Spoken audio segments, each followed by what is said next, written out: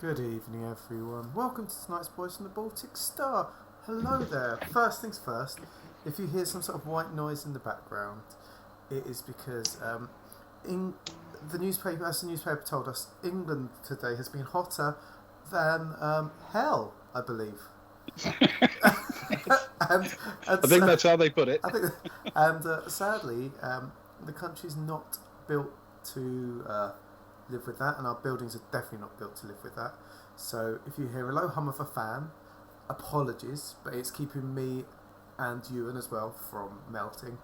And if you hear a yapping dog, it's because Ben lives in a house straight out of a Darling Buds of May or something, so he can open up his door in two halves, and so you might hear a small dog yapping.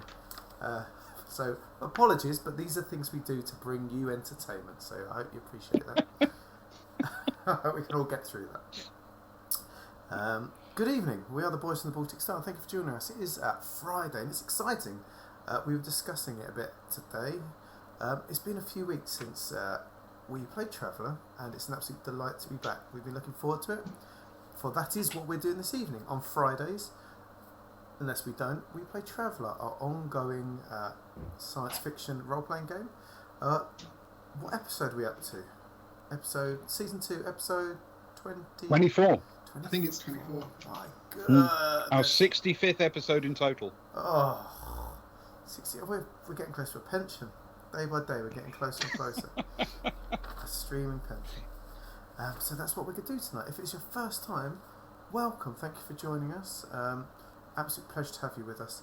If you're here just for a minute or two and you decide, other things, then that is absolutely cool.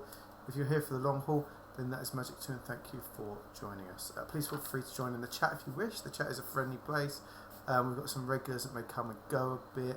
Like Socks is here. Myself, Ewan and Ben, if we're not involved in what's being talked about, we might join in the chat. See, there's Ben's doing that. He's taking the chance because during the game it's harder for him. Unless Ewan and myself go off on one of our 30-minute descriptions of two of our characters just annoying each other. Which happens more often than we'd accept it. But you're also really welcome to lurk. We love our lurkers, and we won't shout you out, especially if you're new. So please just sit back and enjoy it the way you want to. After all, we want to give you some really good adventures in space, genuine and OG adventures in space. That's what we're doing tonight, and we actually kind of are in space at the minute, doing adventures on a spaceship. But we are in space having adventures. Space adventures. Space adventures. What's that? Yeah, that's because it's a roleplay game about space and adventures in space. That was an insanely long way to explain that. It's the roleplay game about space, isn't it? It's the I mean, I don't want to upset anyone. It's the OG one, certainly. It's the game about having adventures in space. It is. So that's what we're doing this evening. There's a red sun there, which is a sort of a travellerish logo. Click on it and spend your points if you wish. There's some things that help us, some things that hinder us, some things that are just annoying, some things that might be funny use at the right point. The most important one, as Ewan has just redeemed, is I'll drink to that. There'll be times when people want to bring a toast or say something or get involved, and we like to keep I'll drink to that as one credit so anyone can always get involved. So there's some things like toasting Grey Hill, which is something you do on the channel, which is a bit more expensive, but if you can't afford it, just drink to that. You're just not the taskmaster, you're drinking along, and it's a great way to spend your point. Luke, quick bit of housekeeping. Can we get an Adventures in Space redemption point option for next week, maybe? Maybe. I'll try and do it during break if I've got time. I don't know what we'll do. Everyone has to go there. Ooh. Can you make like the Wayne's World. Adventures in Space. Yeah, that'd be perfect. I'll try. Thank you. No rush. No rush. No, you say. He always says that. He always seems nice on stream, everyone. But the second break, he's like, he don't shut. He says he's so corporate. Deadlines. He says like 14 emails a week asking for things. It's horrific. You just don't know him like I do. He's all nice. It's all a charade. It's all a character. Everyone thinks, oh, it's you and we stand for you and he's lovely. Nah. When you're getting an email at 2:30 in the morning asking for a slight change on a graphic for a one shot. Oh, majestic! Good choice. A good choice. Only with Luke. Yes. That is a good choice. We get to see Tell us more about that choice, Luke. So, Ben is going to resplend for us. So there's a pose that Grey Hill Bast, the graphic, which you'll see here and there, where he resplends, and Ben is the only one that can come close to Grey Hill. He's like the real life version of Grey Hill, and he's going to resplend for us all. Look at the jawline. Look at the forearm. It is resplendent. It makes our hearts all aflutter. Thank you, Chaos, and thank you, Ben. Yes. For anyone who doesn't know who Grey Hill is, that will become apparent at the break. Yes, but spoiler, it's that bloke's head in the middle of the screen. and directly behind me, and on all our social media, and everywhere basically. That guy. Yeah, the guy. He's the guy. He's dead now, but that's okay. We don't need to dwell on the sad news. I'm here and moving upstairs, so it might be possible that my daughter's coming down, in which case I'll hand over to one of the others to do the character introduction. Let's see if she's going to go for me or go for her mum, who's in bed, who'll be very grumpy if she goes for her. Let's find out. Nope, I think I'm safe. Let's start the introduction. So we play this game, but we've just been faffling around. It might be good to introduce who we are. My name is Luke, and I play Kara and Soraya. Thank you, Nightbot. You're my favourite of all the bots. Kara she's an artist, a carouser, a trader, a hacker. She takes photos. She gives away the plans to people far too openly, and she's just generally a bit annoying when she needs to be. And Soraya is like Han Solo-ish, probably. She's a jack of all trades, an engineer, drinker from mimosas, a bit socially awkward. Those are my two who I'm playing. I'm a big fan of buckyball, so she's excited to be back on the Seamstress, where the best buckyball happens. Ewan is next to me. He's the man who is lovely on camera, a harsh taskmaster of it, but he is still our friend and our comrade, as hard as he's on me. That's canon now, you understand. Thanks, Luke. A fist bump for you, if that's okay. Oh yes. Good one today. How you doing, Ben? Ben Ewan. How are you doing, Ewan? And who do you play? I'm doing very well, thanks, Luke. Very well. I'm excited to be back with some Traveller. I play Stefan, the Chewbacca to Soraya's Han Solo, I suppose. They've got backstory together, so they are thick as thieves, which is appropriate because he's a rogue. What more can I say? He's pretty dexterous, except when he lands on his face trying to do a front flip or whatever it was. Bit sneaky, generally paranoid. He's about to join a cult, possibly. Who knows? We'll see where the adventure goes. I also play Agnar, who is a former general who is now through with his adventures in space and is joined the Baltic Star for a bit of an easy retirement, I suppose. And how's that working out for him? No, not too good. We're having lots of adventures in space. He wasn't expecting adventures in space, was he? No, he certainly wasn't. But he's a military tactician. He's got some medic, and is an all-round general floofy Varga. He is, and he makes people thirsty with his floofiness. I've been looking at the accounts, Ewan, and the only way we can afford for Stefan to join the cult is probably to sell our 10 tons of slaked fish. If we can do. The Ghastly Sloth. Good evening. Thank you for raiding with us. I hope you guys are well, and I hope you had a fantastic stream. Good evening, Ghastly Sloth. Thank you for joining us. What did you get up to? I apologise. I'm not very good at jumping in on streams before hours because I'm normally trying to get kids to bed and panicking. But thank you for joining us, and I hope you had a wonderful time. Please feel free to hang around for as long or short as you wish, which will try and bring the entertainment to you. But yes, I'll try and sell the fish, and we can get Stefan into the cult. Yeah, perfect. Okay, that's good. Maybe some mackerel. We've got a lot of mackerel. It seems like a fair trade. Much mackerel. Much We mackerel. don't have 20,000 credits, but will you take mackerel? We take 50 tons of mackerel to join the first stage of the cult. I think that's okay. Yes, Sloth, we are. So if you hear some white noise in the background, that might be one of Ewan's fans, which we apologise for. If you hear a yapping dog, it's because Ben's got half his fancy door open.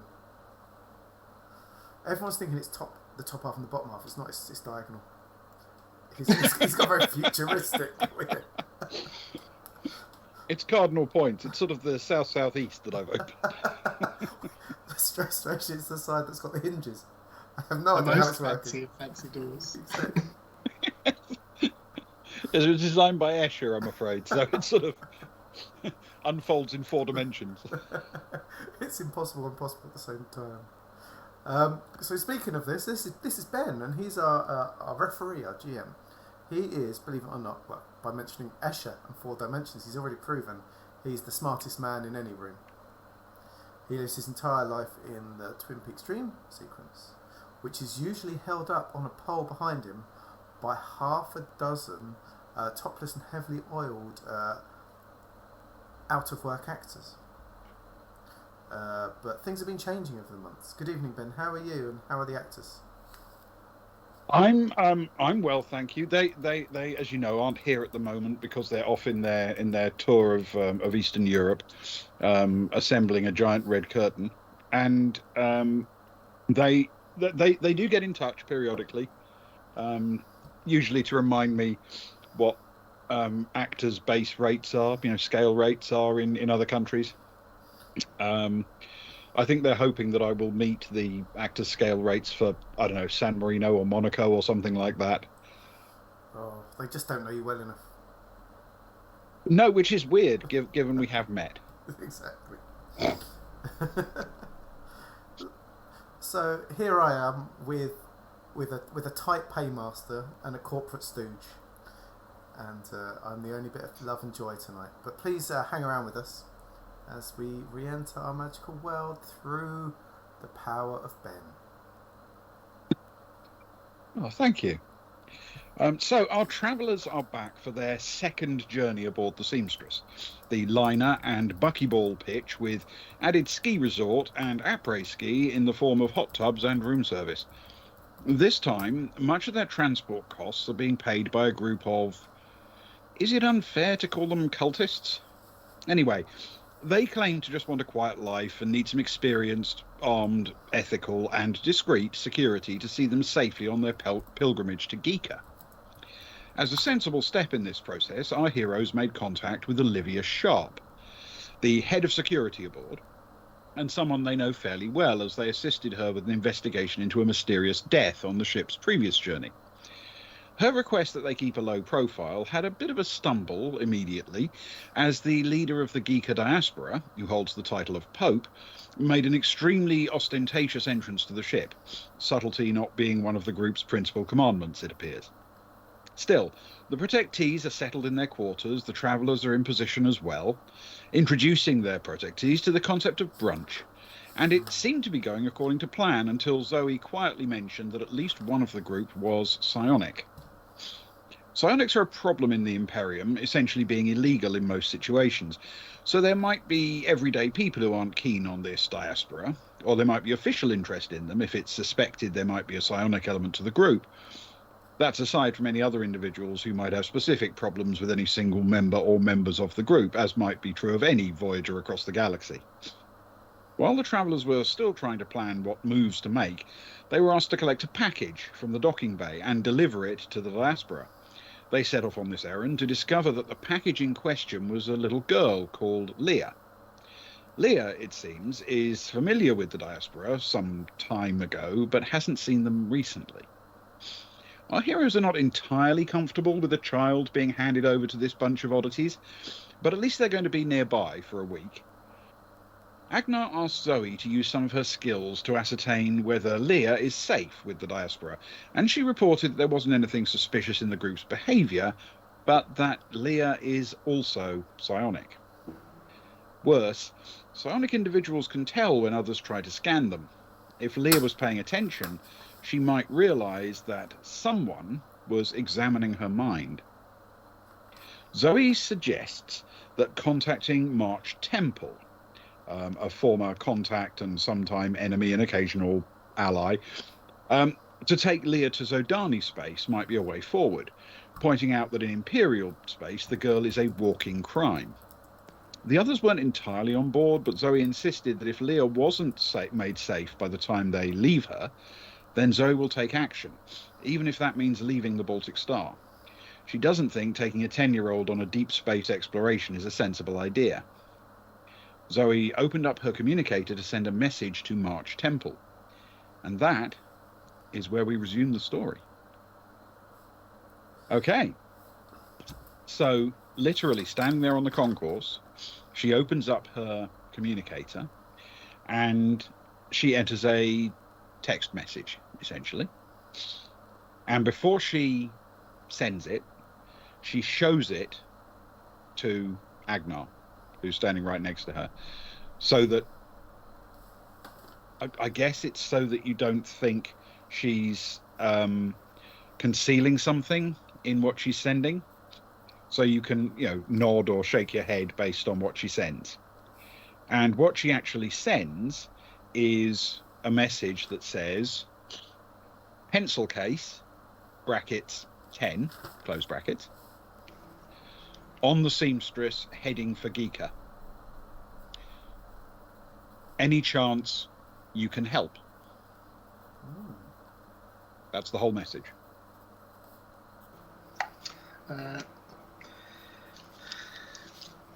Agnar will he'll take his time reading it, but he'll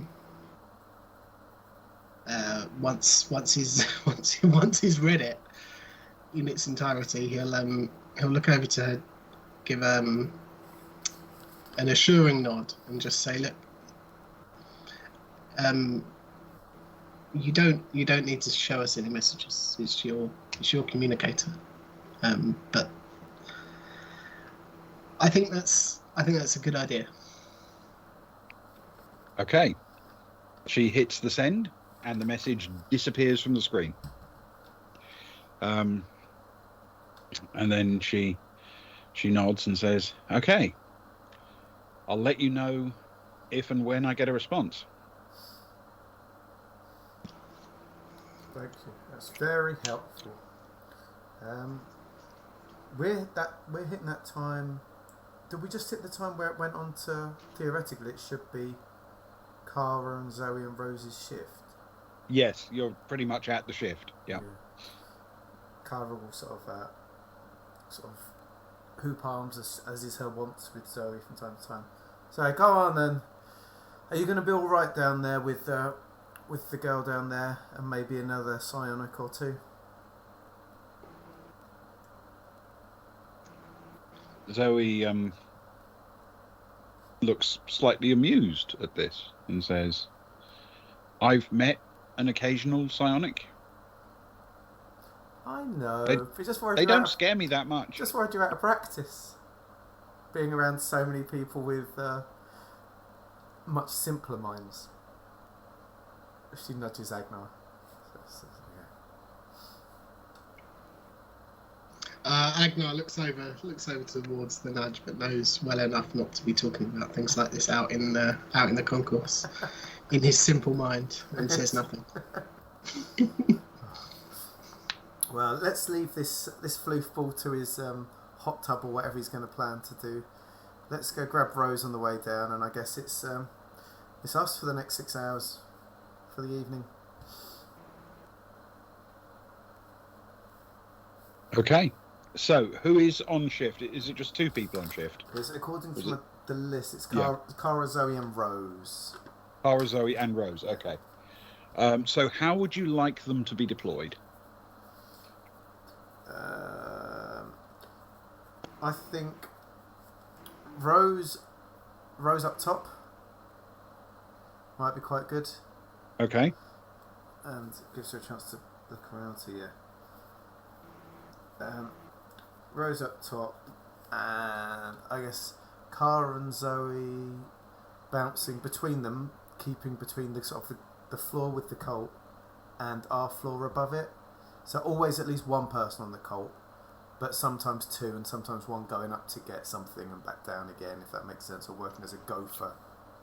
Okay, so essentially you want one at the bottom of the lift shaft and one at the top of the lift shaft. Yeah, and the other one sort of in with the... And, yeah. As needed. And another one meandering about as needed. Yeah. Yeah. Yeah, okay. Fair enough. So you're going to put Rose on top to start with at least. Yeah. And the other two are going to be meandering about down below, with at least one of them on the bottom level where the cult members are. Yeah, I think so. Okay. Well, if Rose is going up top, then obviously March will head down, finds herself a place to sit in that sort of open area, a little bench seat around the bottom of the lift shaft. The cultists are coming and going from one room to another. The way they've arranged their space, the sort of shared sleeping areas are separate from the shared dining and meeting areas, so they're constantly moving back and forth between one and the other. And they seem to be quite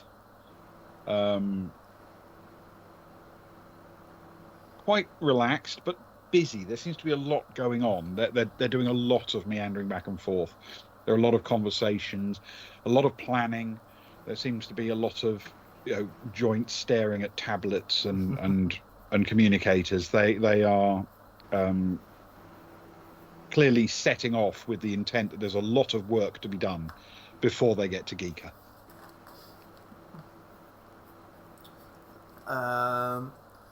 Kara would like to approach, if there's any that don't look like they've got their nose too deeply into a tablet, and approach one and say, hello, I'm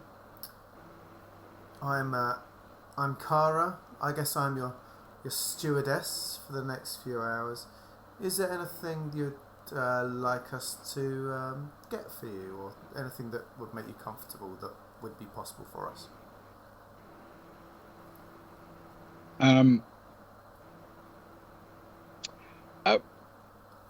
I'd like you to roll a persuade for me, please. Okay, I will. With intellect. Persuade and intellect. That's good. It's a good roll for me. Get +4 on that. And I've hit a standard 7. +4 is 11. Okay. There's one of the people says, I don't think I need anything, but maybe Tim needs some help. Oh, which one is? Can you put me in the way of Tim, please? Yeah, short Tim. Short Tim. Okay, not tall Tim. No, short Tim. Okay. And Carl will wander around, sort of going, short Tim, short Tim, short Tim. In the sort of shared communal meeting area, eventually one of them stands up and turns around and says, "Yes." Hi, my name is Kara. I guess I'm your stewardess for the next few hours. Is there anything that you would like us to get or sort of prepare for you that might be helpful, that is possible for us to do? I've been told you might want something. He thinks for a moment. He says, "Actually, that would be very helpful. While we're aboard this ship, it would be useful if we could reserve a few adjoining hot tubs for us to visit as a group. If you have any way of doing that, when we've tried looking at it, it appears that there are some you can reserve, but only one, and when you turn up you find out which it is. There doesn't seem to be a way of reserving sort of 4 or 5 physically together so everyone can sit together." Are you wanting everyone to go in, or just the lucky few? Well, as many as we can get up there. Yeah, I mean, at least 8 or 9 people, you understand. So at least 4 hot tubs for comfort. 3 might do it if People don't mind sitting on the edge instead of, you know what I mean.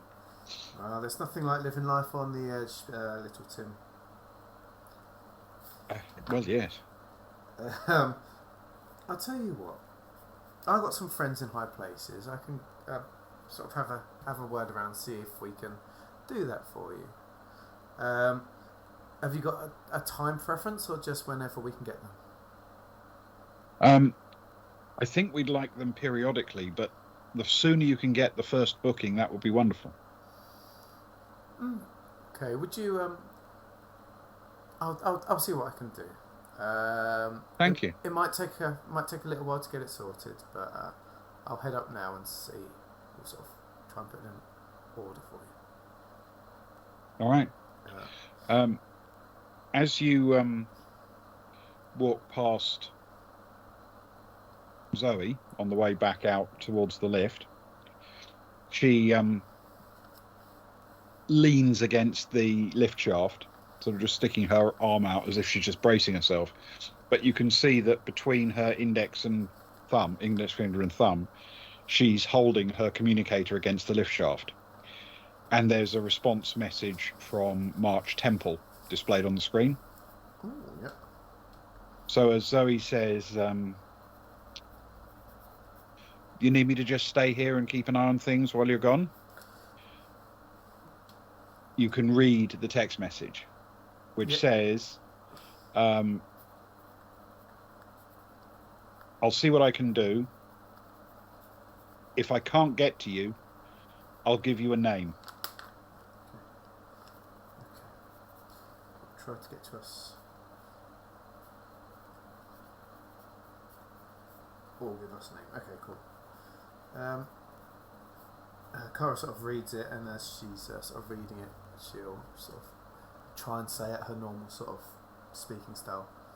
Yeah, if you stay down here, I'm just popping up to book some stuff for these guys. Do you want anything while I'm up there at all? Zoe sort of shakes her head. No, that's fine, thank you. These guys seem to brew a lot of tea, so I'm sure they'll offer me one when they make the next one. Oh, let's hope so. If they're having one. If they don't, just tell them that that Cara thought that Short Tim had your back.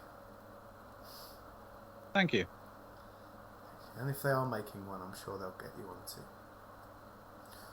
All these adventures in space makes you very thirsty, doesn't it? You do need a cup of tea or two. It's the air conditioning. It is so much. Dries you out. It's a bit parched on the palate. Yeah. Okay, well I'll be back soon. And as Cara jumps in the lift, she will message through to Agnar what she read, so that Agnar is equally aware of the situation. And as Kara's plan is to head over towards security at this point, I don't feel the need to stick with her at this moment unless you want to. Until we get there. Okay. Oh, if only, crit fail, if only. Sadly, in my house, everyone can hear my hangover. I can hear it from here. I haven't even started drinking this. Some days. My future hangover. Oh, yeah. Oh, windows open. I smell the sweat. Oh, no. So, Kara's going to get up with the idea of heading over to security. She doesn't enjoy it in the cultist area, so she's not going to rush, if that makes sense. So. Okay. Hey, Monkey Tails, thank you for the raid.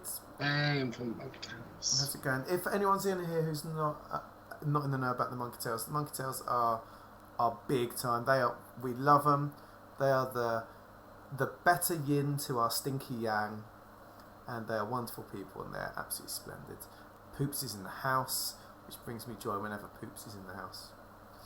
And yeah, so say a big hello if you've not seen them before, because they are good people, and we appreciate them. What have they joined us for, Luke? What are we doing tonight? Oh, we're playing some Adventures in Space. We're playing Traveller. I'm really looking forward to. Hey, Pirate, how you doing? I love Traveller because you get some really good adventures in space in Traveller. I'd say some of the best. That's what Traveller's all about. Hey, Croy, you alright? I'll let Croy off because Croy plays No Man's Sky, which is also pretty good Adventures in Space, to be honest. Oh. I enjoyed you guys. What I saw. Unfortunately, I had to rush off before the end, but there's some good stuff, guys. So yeah, catch it. It's good. Anyone watching for the first time, it's great because it works really well because they stream for a couple of hours, and then so you can watch their stuff and then jump in on us. We're always slow getting started, so it works out very well. That is true. So, yes. Yeah, it does work out just beautifully for us, and we're profoundly grateful for that. But welcome, Infinite Monkey Tales. Thank you for joining us. Welcome, Croy. Welcome, Angie. We'll have to start doing some early streams so that we can raid them. Do some 5 p.m. streams. Oh, no. It would have to be something like that, wouldn't it? Still Yes. taste the toothpaste. But yes, and hello, Pirate. Lovely to see you. I saw you playing this evening. You seem to be having a good time. Well, they would. There was a fine GM on board. Top quality bit of GMing today. Lloyd, you're right. Welcome as well. All the posse. What a pleasure to see you guys. Anyway, I suppose we better get started. We can say hello to you all day long. Angie, I need to send you another PDF zine. Thank you. All our subscribers Thanks, get Angie. free gifts every month. Some are PDF stuff, and then every 3 months you get something physical. It's very exciting. So anyway. Onwards. Sorry, I've talked too much. Where are we? What's going on? Who are you? You've sung too much. I never sing too much. Not enough, I'd say.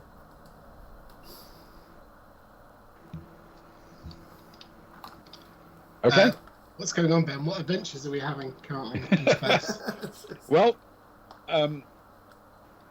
the situation is this: you've just read the message and you've just asked, passed it on to Agnar, so that he's on the same page.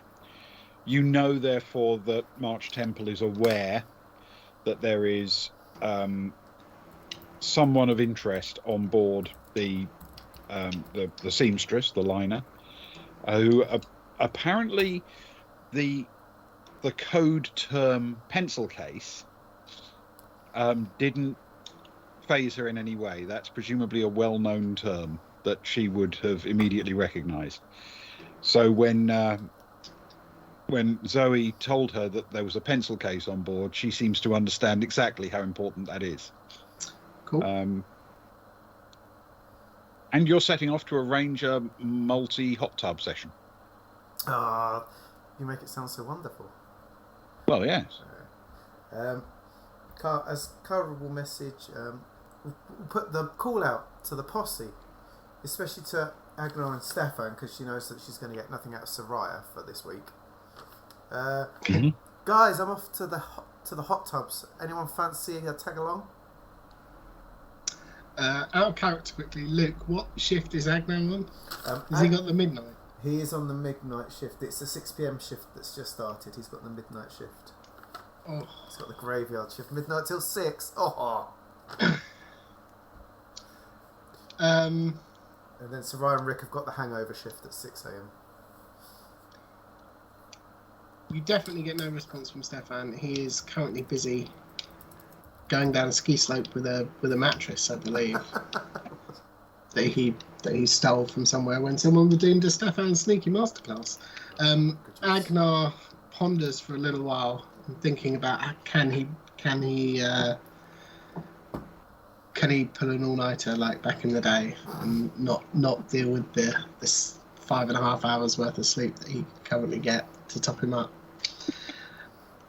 And he'll respond and say, I'll meet you there. Good stuff. Bring your smallest towel, the one that leaves your leg open with the split when you put it around your waist. We're going hot tubbing. It's my only towel. In response. And he'll run back to the room for some stuff, presumably, and pick up a towel and a pair of trunks, the Viagra equivalent, and head to meet Cara there. Okay. Hi, Spirit. Yes, you can. Yes. You can do it in the middle or at the end. Your choice. Of course you can. Welcome. You've joined us just as Agnar's off to the hot tubs. It's like you knew. Yes, Agnar is literally on his way to the hot tub. Yeah. So, yes, you are setting off. Sorry, I completely forgot what I rolled then. It's all right. Okay. Some things are more important. You set off towards the hot tub, and Agnar, who isn't that far away, actually meets you on the way there. Since you're heading from roughly the same place to essentially the same direction,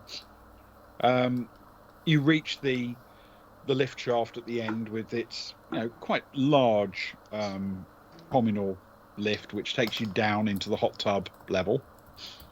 And as you pass your way down, you encounter the first, the uppermost of the hot tub levels, and then there's another one. There are 3 in total. Before that lift shaft goes down into the bridge section and ship's offices and that kind of thing. So you... I love that. It's so good. So essentially, you can hop out at the upper, middle, or lower level of the hot tub, or you can keep going down to the offices and that kind of thing. But you can travel together. Should we see if one's free for you first, Agnar? I feel like I've sold you a dud deal if they're all booked up. As they've been walking down the concourse, Agnar has his trunks on and his towel over his shoulder and like a bundle of clothes underneath his arm. He's ready and raring to go. And just looks back at you. Yeah, let's go. You're joining me though, right? That's gonna leave me in one. Yeah. Of course. I've got to have a conversation with the booking team to make sure I can do something. But I'll be right in when that's done. You save me a space, yeah? Yeah, sure. No locking the door though. Like last time I was in there for hours. I almost dehydrated. The thing with you is it's really hard to see when your skin's wrinkling until it's too late. That is true. But don't blame me. Oh, we were young back then. Well, I was young back then. You've always been pretty old. True. Anyway, could you go over to like the first? 'Cause you've said before, Ben. There's sort of those information points around, which I'm seeing as like these touchscreen things. Can we go? Yeah, they're scattered throughout the concourse, and there's obviously one quite near to that lift shaft heading down towards the hot tubs. Can we stop there and then go into the hot tub and see if there's any availability? I guess I'm assuming that's the sort of thing you can do. Yeah, absolutely. Find a space and book it in. Yeah, absolutely. What you discover is that the availability of hot tubs booked in advance is fine, but they tend to just offer you a hot tub for a slot. There doesn't seem to be any mechanism for saying we want a group together. I've got an idea. Okay. While Cara says she'll press whatever she needs to do to book one in for now, if that's okay. Mm-hmm. Yep. Would you like to book one at the top, middle, or lower level? We'll go for middle. Middle. Yeah, I've played watched enough game shows in the past. Yeah. Agnar, you're lucky. I managed to book the last one. It was close. It was a bit embarrassing almost, but middle. We're going to the middle floor. Oh, I like the middle ones. I thought you would. They're less used than the two on the extremities. I know. People either want to go deep down for privacy or stay close.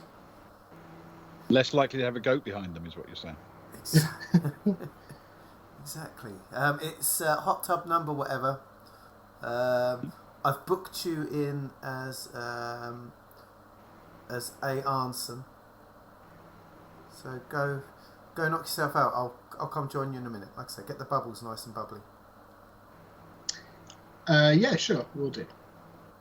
Okay. So at this point, you separating effectively. Briefly. Okay. So Agnar, you head down to the middle level. Yep. Okay. When the lift opens, you're fairly familiar with the space. The hot tubs are scattered on a completely artificial, obviously, a completely artificial mountain, essentially, like the ski slope. Only here, it's like layers of rocks and sort of rough-hewn looking steps. It does look reminiscent of a natural formation with pools dotted all the way down it. I mean, obviously, you're on a spaceship. This was designed that way. It's not a natural formation, but they've gone to some lengths to make it feel that way. There are plants and there are little meandering turns and twists randomly, seemingly to the stairways and the open areas. Quietly, of course, they've included routes to get to most of the hot tubs without having to negotiate steps for those who might find it difficult, and there are therefore sort of smooth curving ramps that wrap around on these multi-leveled things. The hot tubs are the main appeal. Many of them connected together by little waterfalls that flow from one to the next down in little cascade series. But there's also plenty of seating space on various rock shelves and ledges dotted around. In particular, it's most notable, one would argue, that natural rock formations don't always form themselves at convenient sitting height, whereas for some reason these ones all seem to. it's a remarkable natural mountainside. Yes. But yes, it's a short walk from there to your level, and obviously you can see the mountain continues up above. So in essence, your exit route is in a large cave that comes out of the side of the mountain about halfway down, giving you access to this sort of middle layer. But if you were interested in doing so, you could walk from the top all the way down to the bottom just using the steps. The lift accesses are really more for convenience than necessity. Agnar, on his way to the hot tub, he's pulling an all-nighter anyway. Majestic! In his old age, and is feeling a little bit reckless, so he'll use the stairs on the way to the hot tubs, as Ben explains. Okay. But he'll definitely use the ramps on the way out because the knees aren't what they used to be. It's all right when you're going to the hot tub. They'll be renewed in the hot water. Thank you, Sparrow. Okay. But you're making your way basically towards that hot tub. Yeah. He'll head that way. Okay. Can you roll a reconnaissance check for me, please? A recon check. Yes. You can use intellect for that, please.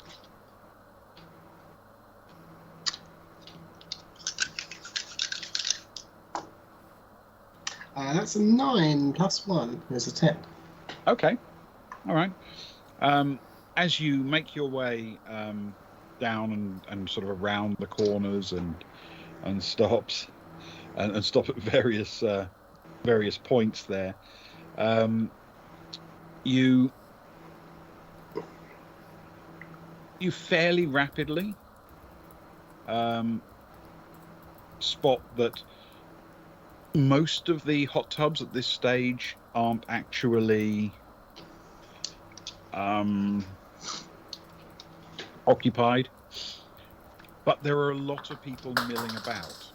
Even though people aren't necessarily sitting in the hot tubs, they are wandering up and down the mountain, enjoying the humid air, the little gusts of steam that rises from the surface, the little sound of the water on the waterfalls. They're enjoying that atmosphere. They've just come from a desert planet, remember, and this is a nice, big, open, humid space for them to wander through.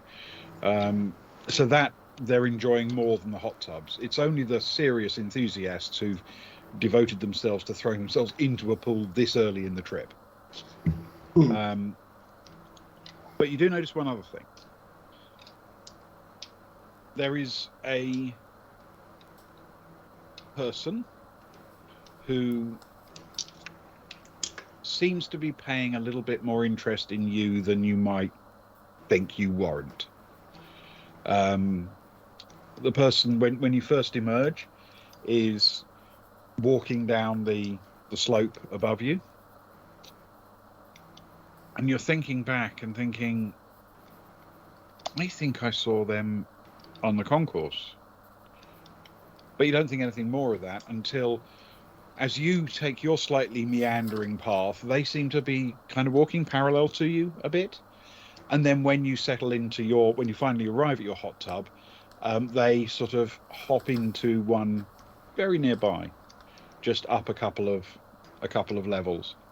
So you start to think it's possible this person is. You can't be certain, but it's possible they're more interested in you than they really should be. Human?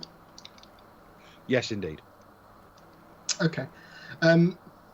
Well, first things first. Agnar's he's gonna get his device out and he's gonna take photos of all the empty hot tubs, and he'll send them over to Kara and he'll say, "I see what you mean about getting me the last hot tub.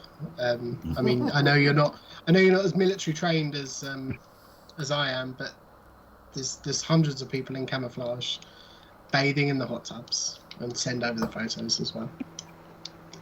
And while he's doing it, can he also try and take a subtle photo of the person that was following him in the full hot tub? Just a slow pan round as he's taking empty ones and try and press the button. Yeah, I don't see why not. I'm going to ask you to do a stealth check, I think, for that. With Dex, please. Oh, thank you. What about his photo skills? Well, we'll find out in a second. The thing we're caring about at this point is whether or not he can do it so subtly that he isn't spotted. I rolled an 8 on the dice plus a 3. It's Okay. 11. Okay. You can't be certain, but your guess would be no obvious sign that anyone spotted you doing this, or at least didn't register that it was suspicious in any way. Now, can you roll me a visual arts check, please, for the photo? Yeah. Just having a look down my sheet to see if there's anything more interesting. Let's see what you could try and use instead. Recon? Military tactics? Explosives. Really? No. No, yeah. Let's go with visual arts, shall we? And visual arts and... Intellect, or... Well, you could actually probably have education as an alternative if you prefer. I do prefer. Thanks. Okay. See, visual arts are very important things. The arts are important. They are indeed. That's a 10 minus 1. Okay. So a total of 9. I mean, it's not exactly by any means the greatest, not the very greatest picture ever taken or video ever taken. It doesn't really obey the rule of thirds. Some of the composition is a little bit ham-fisted. Occasionally, it's even not completely level. And I'm not completely convinced you picked the right contrast level or the right f-stop for that kind of environment. Sure. But nonetheless, it is a functional, identifiable image. It is not bad. I think Agnar knew deep down in his heart that he wasn't going to get a Car Alaska out of this. It was just going to be a functional, not even piece of art, to be honest. He'll send it over to Kara and he'll say, I think this person, they were following me. They were definitely up on the concourse, and they matched my path down. Kara would like to look at it at this point. The first thing before she even looks at it, she's going to message back and say, well, it's not bad. It doesn't quite hit a good Fibonacci sequence. The golden ratio is a bit out, but not bad for a beginner. And then she'll have a proper look at the picture to see what he's taking. He actually probably takes that quite well, considering the banter they normally have and how good Kara is at visual media. He's probably quite impressed with himself. Okay. Can she make out, and is it someone that she particularly recognises at this moment in time? Has she seen this person before?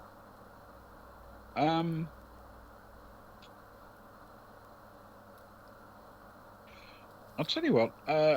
Roll a streetwise for me, please, with intellect.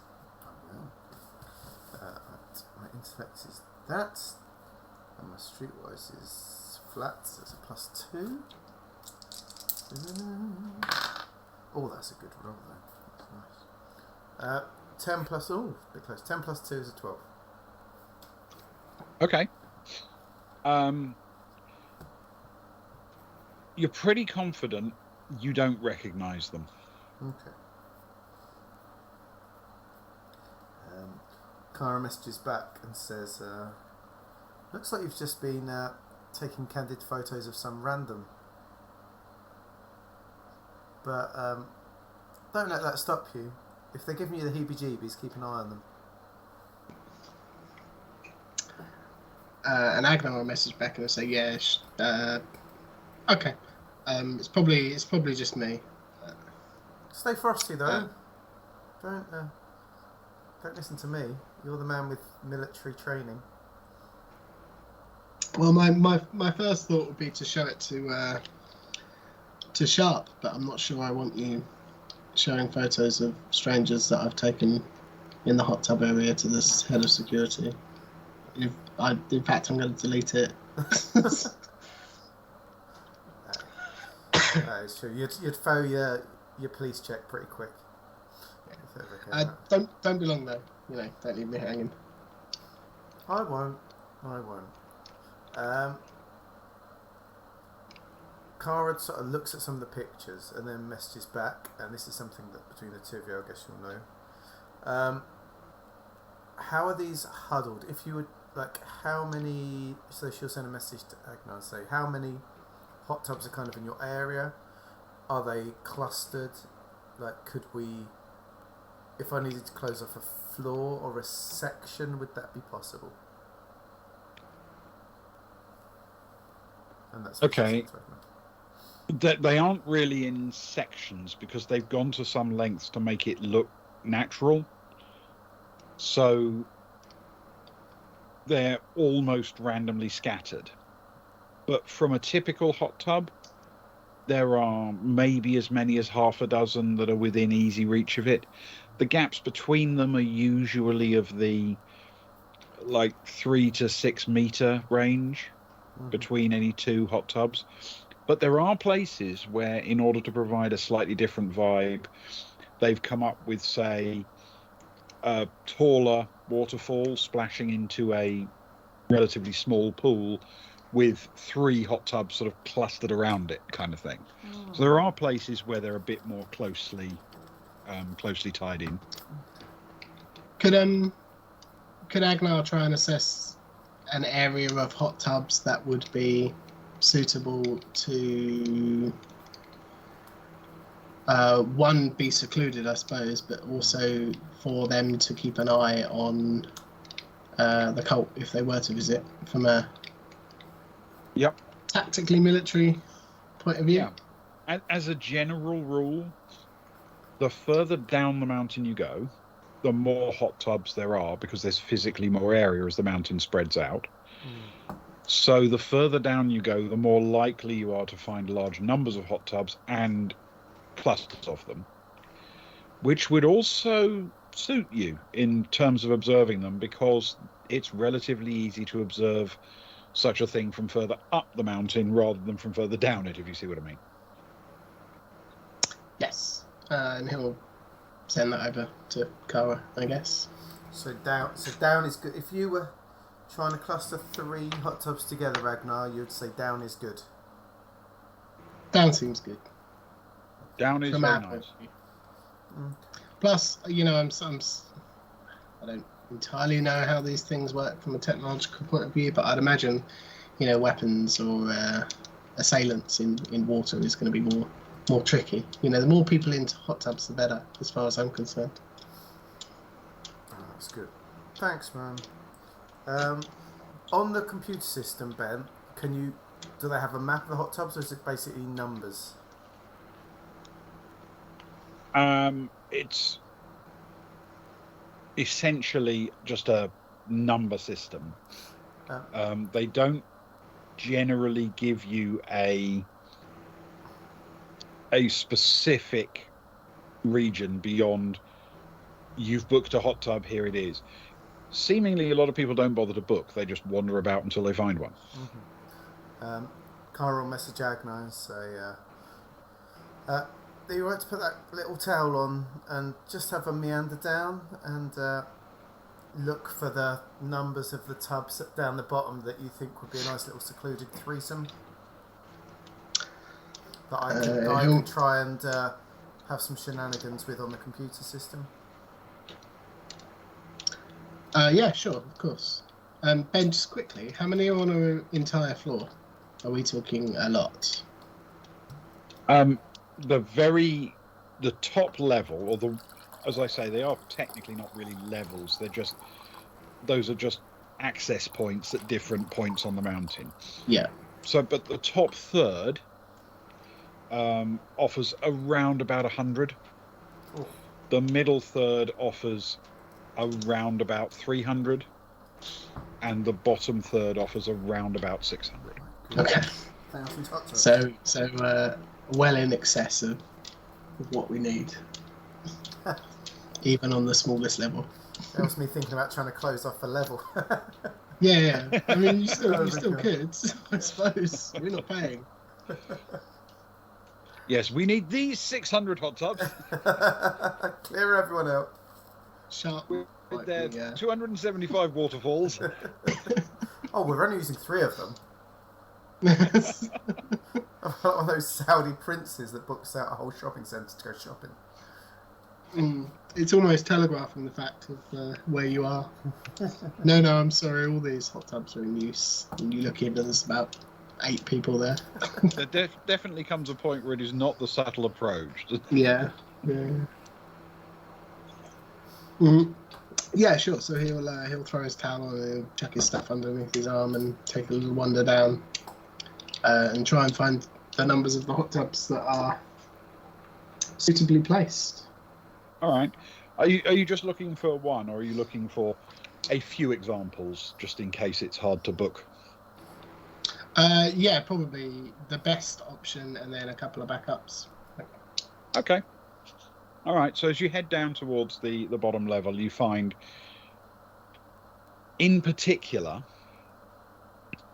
the area where it seems to be easiest is if you were down in the bottom third of the mountain, but when you came out of that exit, you went up a little bit rather than continuing down towards the very bottom of the hill. Because most people, if they're aiming for down, seem to aim for the very bottom. Of course. Yeah. Down there is eventually a large lake effectively around the foot of the mountain, which all of the hot tubs run into. Oof. And for most of those heading to this level, they're looking for that. They're looking for the big lake area, which, people are walking along the shore of and quite enjoying it. And it's not a continuous absolute lake, but it's very big. It's a very big area compared to the hot tubs further up the mountain. Generally, the lower you get, the slightly larger the hot tubs seem to get, and obviously there are more of them. So if you come out at that bottom level, effectively the lakeshore level, but then just go up a little bit, that's not the way most people who come to the bottom level go, because they're looking for the lake. And for those who come to the middle level, they're coming down, but not all that way down, if you see what I mean. So you do quite easily find, 3 or 4 little clusters of hot tubs, just a few meters really above the point where they start to run into the lake. Cool.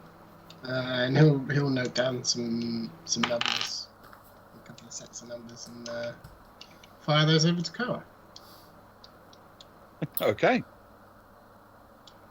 While he's been doing that, Kara has wandered down to where the hot tub that we had booked, and she's gonna put herself on the edge with her feet dangling in, looking down, seeing Agnar doing his hard work, and pull out her laptop, if that's okay.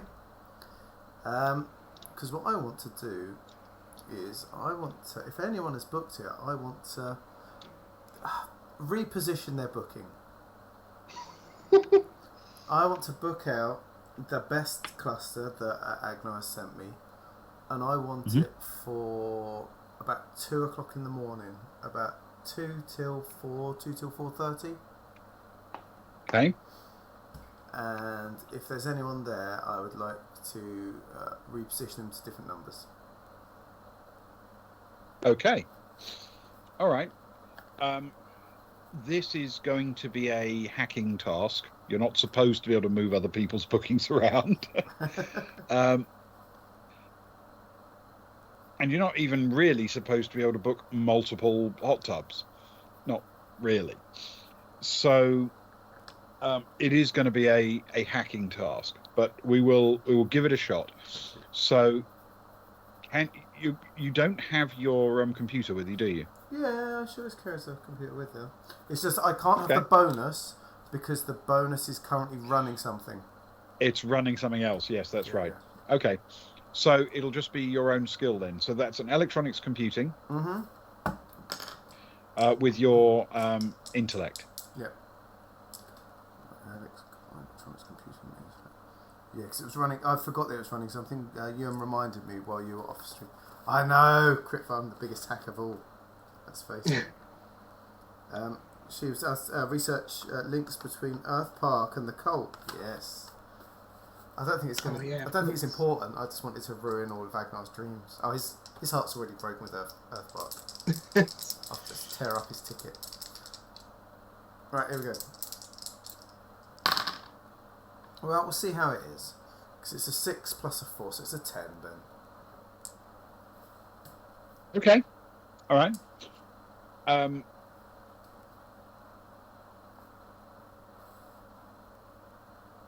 Okay. Yes, you find there are a couple of people booking that slot. People normally handle these bookings in 1 hour slots. So because you're after a sort of 3 hour kind of length, there were a couple of people, pre-booked on that. But it's not difficult to move them, and you're able to shift them to quite appropriate, similarly sized things at similar levels. Nobody should be put out by their booking being moved, and you do indeed book your set. Fantastic. I'm booking them under single, like you'd say, single hour, so slightly different names. So one will be under Short Tim. We'll have one. I'll try and come up with sort of some vague other names, some bits and pieces, members of our posse. Anything to try and throw people off, if that makes sense. Yeah. Yeah, fantastic. Thank you. Okay. All right. Yes, you have indeed reserved it, and from where you sit, a bit further up the mountain, you can even see the hot tubs that Agnar selected, the ones that you've now blocked out for the early hours of the morning. The last thing I'd like to do is on the slopes above, so within running distance or shouting distance or shooting distance, I guess. Can I book one hot tub that can move a bit for each hour, so we can have someone above if need be? Does that make sense? Yeah. So boom, boom, boom. It doesn't need to be so sneakily done. It's just like, oh, what's available? What's available? What's available? If you actually walk down and identify a suitable number, Yeah. and think this will give me a good vantage point. We'll have that for an hour, and this will give me a good vantage point. Can you roll 1d6 for me, please? This is that it could take 17 hours. It could take 3 minutes. It's a 6. Okay. Because the ability to request a specific numbered hot tub exists, but it's a bit of a faff. It takes you about half an hour or so to get to the point where you have those 3 bookings in, but you get them all in. Okay, so put some different hot tubs. Mm-hmm. Tubs above, and 1 for each hour. Okay, cool. Go on, Agnar. It'd be a shame to ruin our booking. We've still got a good 20 minutes in this one. I'll be back up. Start making this way back up. Okay. So you assemble in the hot tub? Yeah, Kara will strip down to her costume underneath, and while she's waiting for him for those sort of 5-10 minutes, she'll try and catch a look at casually catch a look at the person that has been following to see if they still are. Okay. Can you roll a reconnaissance check for me, please, with intellect? Reconnaissance. Oh, but I've got that to 0. That was clever of me. It's a 6 plus 2 is an 8. Okay. Glancing around, it's possible the person has gone, or you've just missed exactly where they were, but you don't seem to spot them. Okay.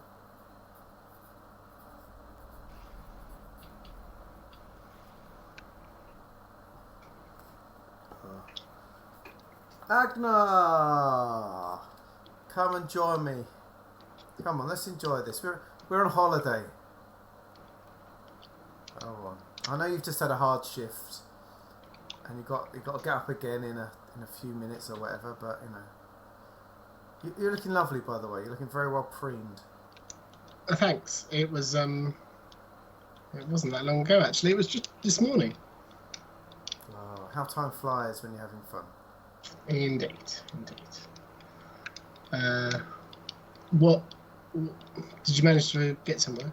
Yeah. I've got those 3 that you said first, and then for each hour, so that 2 o'clock, 3 o'clock, 4 o'clock, I've got a separate hot tub, like a few up. So you've got a good, so we can put someone up there with sort of an eye in the sky. Have some people wandering around as needed, you know. Yeah. 2 o'clock tomorrow. 2 o'clock tomorrow night, so it will be. It's during your shift, Agnar. So it looks like you'll be coming back out with them. Nice. I could. I'm all. You know me. The more hot tubs, the better. Nice, and you got Kat as well. I'm sure she'll be overjoyed at the chance of a hot tub. How roughly how far away are we? What, from the time? No, sorry. Distance-wise in hot tubs. Oh, is that how we measure things nowadays? Yeah. Oh, right. Our hot tubs to their hot tubs. How many hot tubs? There's 32,000 hot tubs to the parsec. I'm not doing that now. And Wait, what are you measuring between in hot tubs?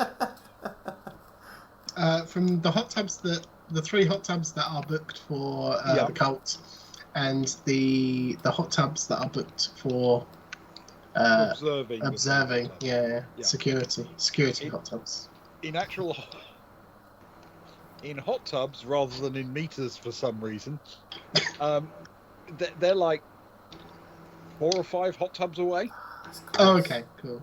That's only 72 bushels. That's pretty close. I don't know why are you measuring things in bushels. No one knows what a bushel is. Use hot It's tubs. 6.5 perches.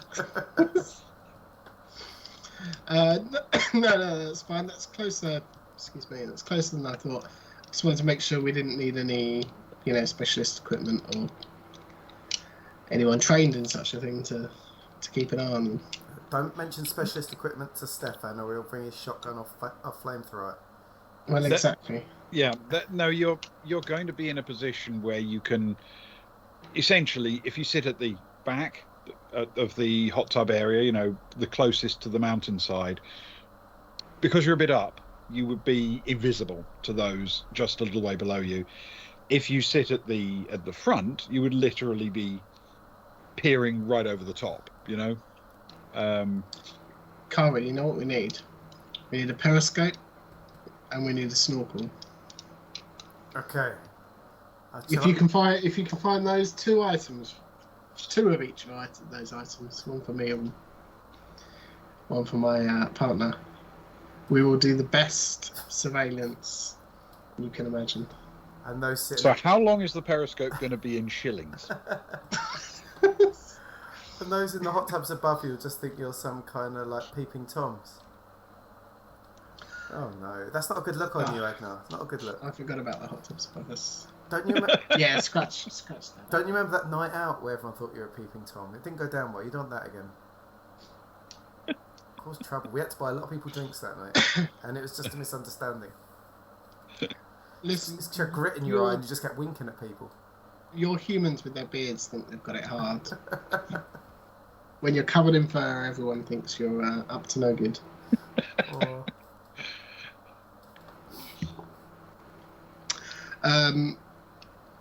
Okay, I think we're covered, right? On that note, I think I've got all I need anyway. All right. Well, you've got another little bit of time. You can loiter in the hot tub if you want to. Yeah, Agnar's still got a couple more levels of floof to go. Oh, crit fail. I'll look forward to that in a minute. That is a good... While Agnar's floofing out, Cara will just send a message to Sharpie saying, we've been as sneaky as possible, we've booked 3 hot tubs and a... What did you call it, Agnar? Your security observation. Security hot tub. Yeah. For middle of the night, because the cultists want to come out, we will do everything as quietly and split up as possible. If you want to come up with a cool name, it could be a security hot hub. Security hot Maybe. hub. I like it. It's the best I've got, Agnar will say. I'm really glad I've got rid of the Cara art thing, so I don't have to draw. Okay. So you send this message to Sharp. Yes. She sends back a message saying,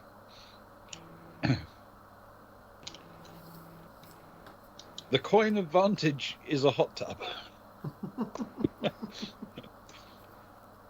Not a sentence I thought I'd be typing. I thought I suggested that you try to keep them all back in their quarters and only let them out in 1s and 2s. They could be out in 3s and 4s, but they'll be in separate hot tubs. We'll get them there in 1s and 2s, and we'll try and get them away again in 1s and 2s. And if there's any chanting, our crew have it on strict permission that they can bonk them on the head quite hard. Okay. Well, thank you for letting me know. What I'll probably do is put someone to keep an eye on them when they're there. Are they also going to be in a security hot hub? Not a coin of vantage, no. Oh, okay. Right. No, probably patrolling the immediate area to keep an eye on any others around there who might be getting angry or upset, We tried to put it in the middle of the night to give a bit of... hoping that people were a bit overexcited and tired by then. But hopefully we're sort of minimising the trouble. Once they've had this burst of excitement, we can probably just keep one hot tub rolling over the course of the week. If you know what I mean. Yeah, I know what you mean. Okay. All right. Thank you for letting me know. Always a pleasure, never a chore. All right. There's nothing else you want to discuss with Sharp? Oh, Agnar, anything from you?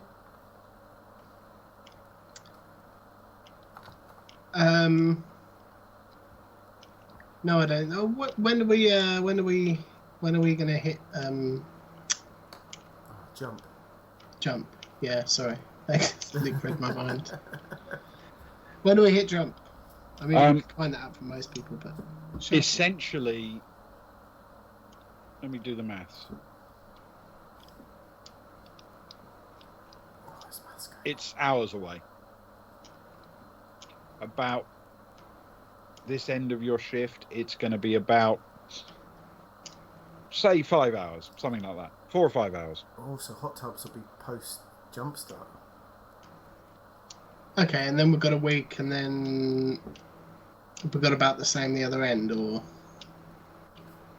yeah, essentially, you've then got a week of jump, and then it'll be of the order of 24 hours, 36 hours between there and arriving in system.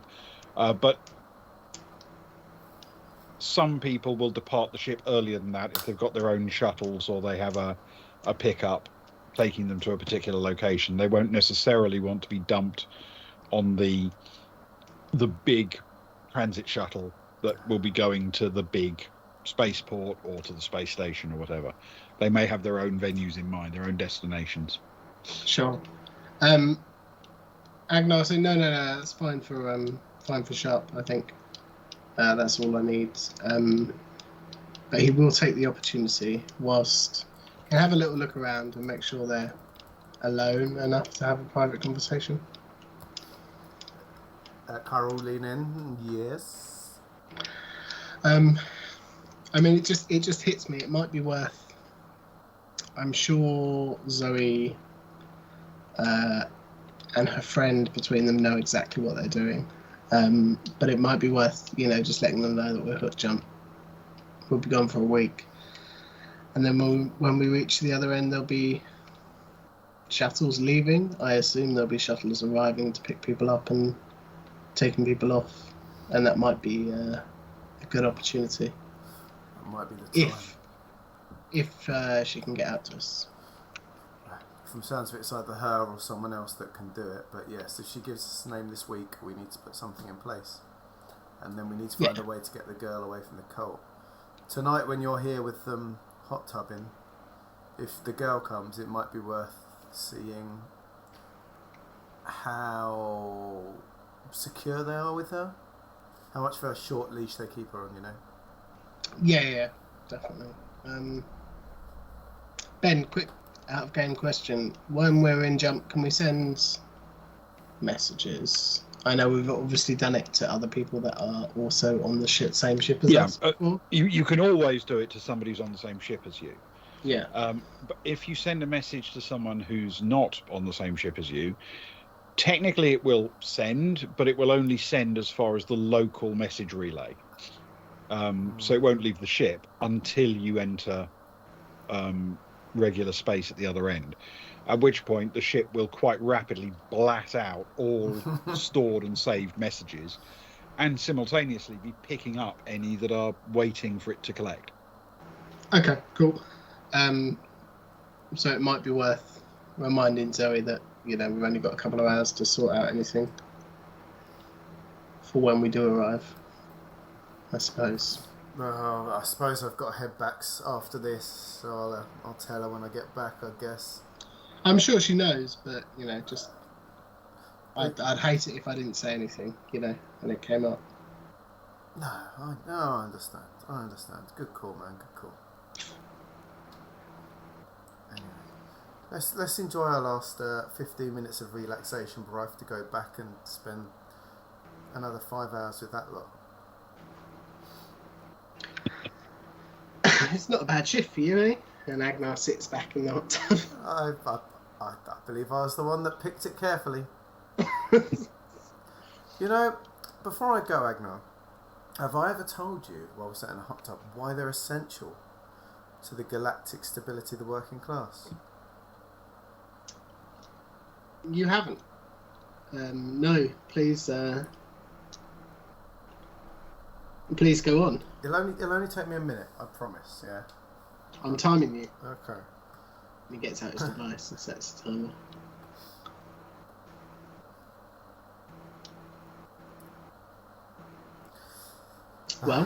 Well. Okay, you ready? Cara sort of sinks under her sinks down to her shoulders, and her chin sort of get nice and warm and bubbly, and then sort of lifts herself up a little bit, still feeling the warmth across there. Just, yeah. Okay, Agnar. Well, start. So, see, the working class were always known as the Great Unwashed, right? I'm sure you've heard that phrase before. A very unfair phrase, because they're often the people doing the hardest work and the longest hours, and they're the ones putting in the hard graft so that those hoity-toity types can eat their foie gras and their Solani fancy foods and so on, you know. And a lot of the time, they wouldn't have their own bars and their showers, and there'd be a shared space.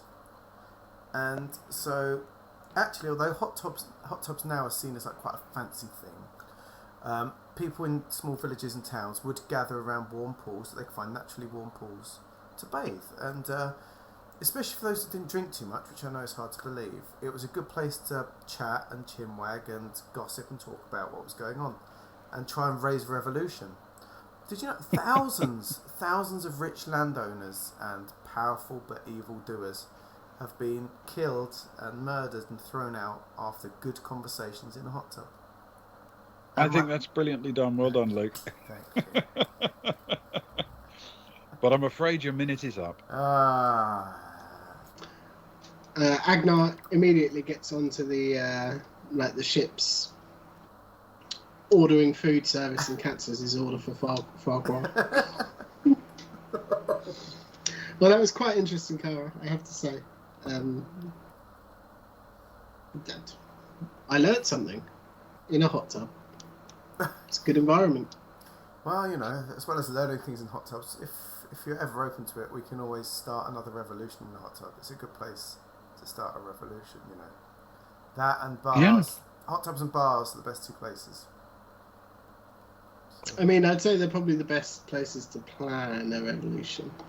Yes. Depending on what you're revolting against, I suppose. Well, to be honest, a lot of the time when we get in a hot tub, we're quite revolting anyway. Yeah, I mean, I saw that lake water where all of these hot tubs drain from, and let me tell you, that was quite revolting. It's looking quite scummy on the surface here already, Agnar. And you only washed. Are you sure you washed well when you got on the ship? I did. I bought my excess fluff remover comb as well. Well, it's hot. What can I say? When it's hot, I molt. That is true. We've just left the desert world, and we're in a hot tub. Yep. And there is going to be a slight smell of wet Varga permeating the air. I wasn't gonna say anything. I'm too polite. We've known each other for too long. And I'm used to it. You know, we're talking about Agnar here. He's pretty responsible with his hygiene. It's not going to be awful, but there's still, you know, when you're completely covered in hair like that, you're never going to be able to scrub yourself quite as thoroughly. No. He will, once they're done here, though, he will be heading back to the room and properly drying off and taking care of, getting the old mister out with cologne or whatever it is to get rid of the wet wolf smell. So the next 45 hours are basically going to be spent air drying. Maybe not all of it. I mean, he's got a shift at some point, but he'll get as much as he can done. Yeah. You're not going to leave wet footprints on the atrium, are you, Agnar, as we pad back? I'll find some wet floor signs and follow behind me and just put one down every 3 hot tubs or so. Cara pulls herself out of the hot tub, but she grabs a towel. She's sort of still with her sort of under costume on. She She sort of dries best as she can, still a bit wet. Throws on her shorts and a sort of a vest top that she's brought with her, and sort of grabs her backpack, which had the laptop in, and like her hand weapons. So we're allowed hand weapons, aren't we, on the Seamstress? Just not big guns. And sort of her stun glove that was in there. She pulls out all that back together, chucks it over her shoulder, looks at Agnar in the tub and says, "Well, are you coming with?" Yeah, sure. Agnar will get out and he'll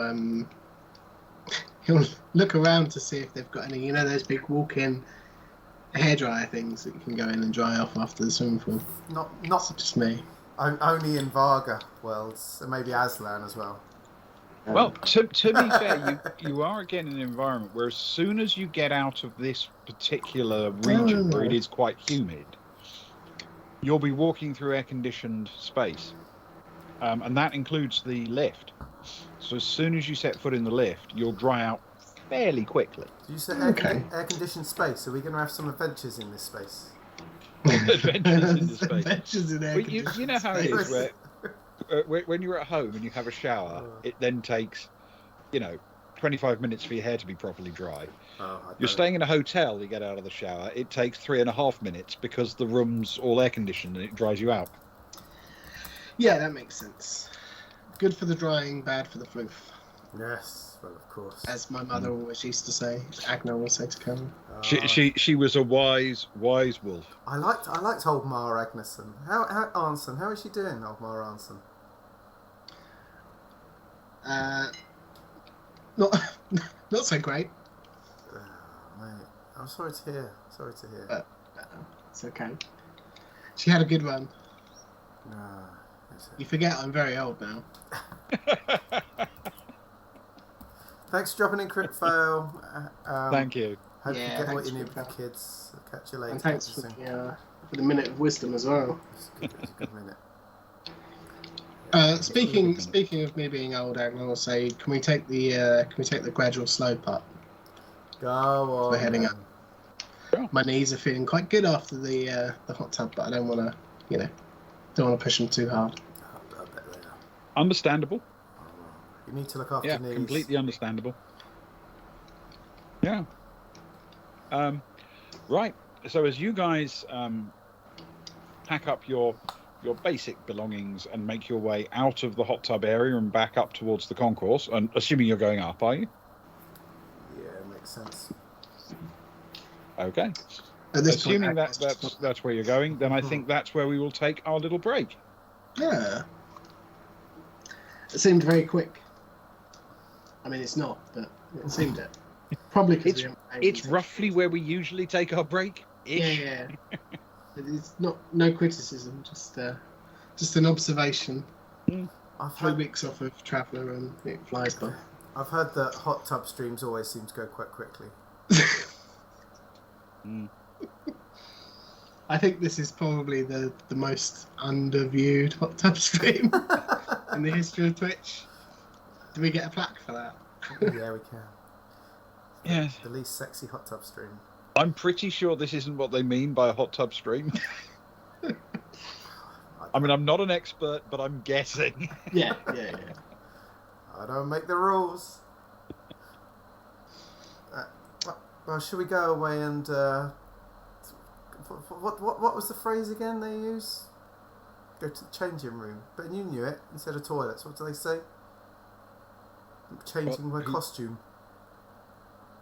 You mean like a locker room? Yeah, let's go to the locker rooms. I don't know. There was a phrase they used in the hot tub streams instead of just going to the toilet. So,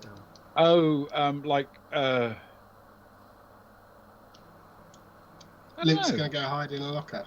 I think classic me. the only thing I can think of is do they sometimes do like outfit changes? Outfit change. That's the word. Outfit change. Okay, if that's what they do, then that's what they do. Yeah. Yeah. Let's go and have an outfit change, and we'll be back in 5 minutes. We'll change ends at half time. Let's do that. I'm kicking uphill second half. It's gonna be tough. All right. See you guys in a few. Cheers. Music. Break.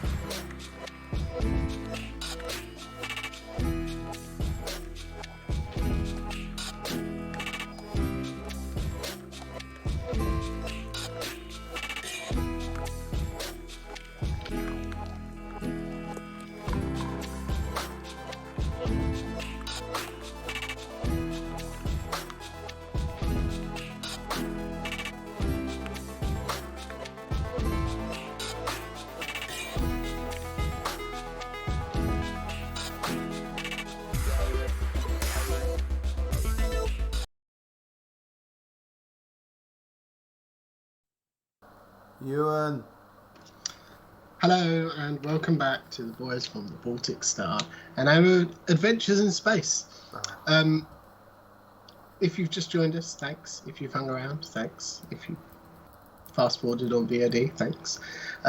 We're here for the most important part of any adventure in space, which is the toast to our fallen comrade, the man behind me, the man in the centre of your screen, and indeed mine, our former barman. A lot of hard work and clever thinking goes into Luke and Ben's toasts. Mine tend to be a little bit more chaotic. This one is more from the heart, mostly because we've all had a busy week and I didn't plan anything, but also because every now and then we need to rein it in and we need to say, look, this was an NPC in our game who we cared dearly about. He bought us drinks in the Baltic Star bar. He is continuing to do so in some weird kind of flashback when we played Tales from the Baltic Star. But also he is a much loved and missed character of ours. He's a man with many measures. He had the measure of many men and other crewmates on the Baltic Star, and he used to measure shots in hot tubs, I believe, but not length, more volume. We sadly miss Greyhill Bast, a man who was ill prepared to come on an away mission with us, and will be missed for a long time to come, hopefully. Hopefully, is that weird? Who knows? But anyway, I would like you all to raise a glass to the late, great Greyhill Bast. Greyhill Bast. To the late great Greyhill Bast. And it's now canon that any shot on the Baltic Star comes in a giant hot tub size. Well, yes, obviously. 1/40,000th of a hot tub. Yeah, I mean, that's probably more sensible and more realistic. Which is why Luke and Ben do the clever toasts. You do the heartfelt ones. To Greyhill Bast, to Greyhill Bast, to Greyhill Bast. Greyhill Bast. Didn't we used to measure in a sixth of a gill, didn't we, in this country, and a quarter of a gill in Scotland? Well, maybe when you were a kid. But that stopped with decimalisation.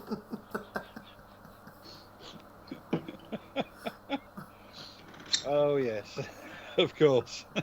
Because you guys can't remember when coins came with edges and things and different sizes. When people shave the edge off. Oh God, yes. Before my time, mate. You've got to be able to remember when shillings were still legal tender, though, right? Even though it was 5p, you still had shillings in circulation. No, we didn't have shillings in circulation. We had half p's. I'm trying to imagine some non-Euclidean coin without an edge, though. Where does it end? This goes on forever. It's both infinitely big and infinitesimally small. I know what you mean. When they changed over to like 5p and 10p coins, it's like the 70s. Oh, yeah. For quite a lot of years after that, the old shilling and florin coins were still legal tender. They were the same size and same value as a 5p or a 10p coin. And they were still in circulation for years and years and years. It just surprises me you guys can't remember that, but you are a lot younger than me. We had a couple of threepenny bits in a coin collection my dad had. Not that much. And some, what was the little birdie one? Oh, the farthing. The farthing, yeah. There's a couple of those sort of things floating around. Yeah, half a halfpenny. Yeah, exactly. Oh, so confusing. Yeah, but that wasn't even. I mean, that wasn't half a penny. You understand? That was half an old penny. Yeah, they were worth a bit. The old pennies. That's 480th of a pound. There you go. But pounds were worth. Hang on a minute. Less than that. Oh no! See, this is why. Certainly with inflation, it's less than that. This is why. Good for shoving it across the table, though. Yeah, exactly. Perfect size for it. Yeah, it was a 960th, wasn't it? A farthing. I don't know. I never had to do stupid maths. I just did sensible maths that the Tories don't want us to do anymore. Well, yeah. They want the bushels and hot tub measurements back. They do. They'll be watching this stream tonight with a lot of interest. I'm writing a letter about hot tub measurements. You'll have an email in the morning, you, and asking for you to be the figurehead of the new campaign. Yes. Yeah, demanding that everything be done in shillings and pence again. Our pint glasses will have a little crown on it, but then a little picture of a hot tub underneath. Waves of steam coming up, being the official marking for a hot tub's worth of, or whatever the equivalent frequency of a hot tub's worth of fluid is. Yeah. And for people who don't know, our imperial measurements aren't necessarily the same as American imperial measurements in all cases. No, petrol's different. I know that. Liters. Yeah. Yeah, because our gallon of water is £10, and I think the Americans is like 8 or something. Well, with inflation, it's about £17.30 now. Yeah. Right. Okay. So, with all of the silliness done, We're definitely the cleverest stream on Twitch. oh, Silliness. What are you? weirdest possibly. Definitely the well. I don't know. I don't want to speak out of turn. Probably the weirdest. We are relatively bizarre, but that's us. So, our two intrepid hot tub heroes make their way back onto the concourse, and is everybody else just resting, or is someone else doing something else other than mattress skiing? Oh, yeah, that's a good point. Look at my notes. I've done a great cannon. Well, we're not. Soraya and Rick are watching Buckyball, or like, is it the fan game or something? This will be the fan match, yeah. Yeah, they decided they were doing that, and they were gonna, because then we were gonna join them at some point this evening, because they were gonna be at the bar. But it's That's not, right. But it's not that time yet, is it? So No, you're not there yet. no. So they're at a play at the minute. Unless you want to describe Buckyball for another 20 minutes. I imagine at this point, Stefan is finishing up. Was he the early or was he the midday? He was the one before this one. He did midday till 6. So it must Well, be about just- 7 p.m. by now. He's got loads of time then. He can lie in all he wants. Okay. Forget that. He's still going up and down the slopes, having a few drinks. Taking in the nightlife. Yeah, because he, as you say, he's now got an evening ahead of him, and then plenty of time to sleep before he's back on duty. Yeah. He's only got to roll out of bed at 10 to midday. He's got the best shift. Yeah, it's not bad. That's for sure.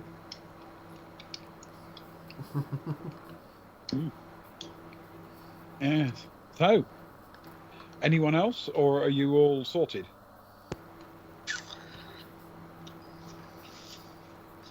I think Okay. that's it. My apologies. There is one thing Stefan would like to do. Who's on? What's the shift we're currently on? We're on 6 till midnight. That's the Cara Zoe Rose shift. Yeah. You're on the 6 p.m. till midnight shift. He'll send a message to Cara and he'll say, "Hey, Cara, can you do me a favour? Can you just can you grab the mattress from my bed and take it down to their bedding area? I guess I removed one earlier. I had to. It wasn't in appropriate condition. But replace it with mine and I'll use the shoddy one. That's fine." You're very thoughtful.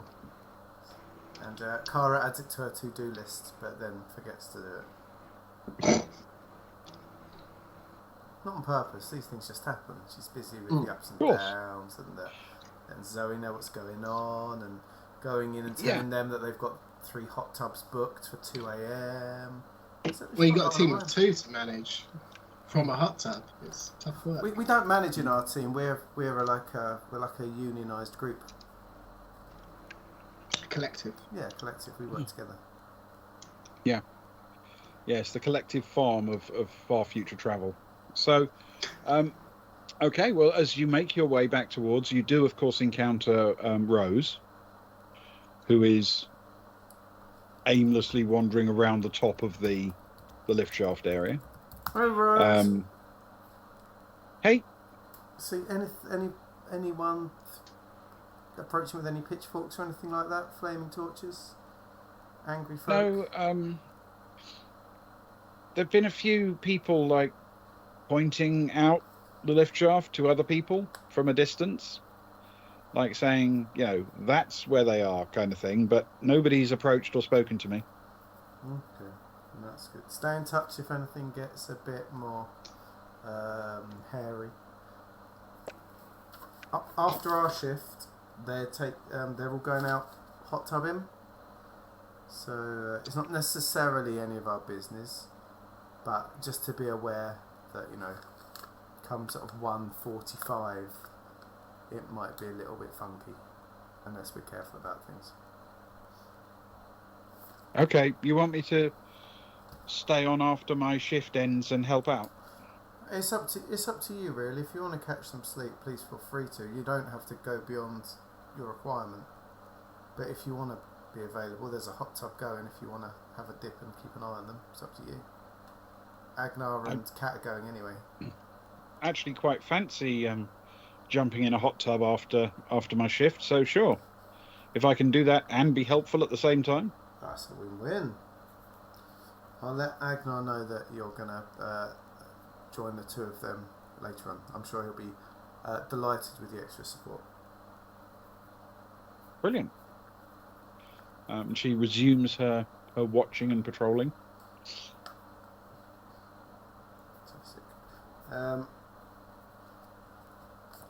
As Cara jumps in the lift and she sends a message to Zoe, saying, we've got the hot tubs for 2 a.m. They're all going.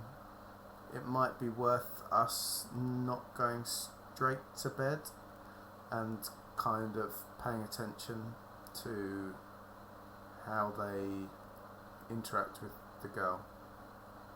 How tightly they keep her, if she's allowed to go, how they are around her, and so on.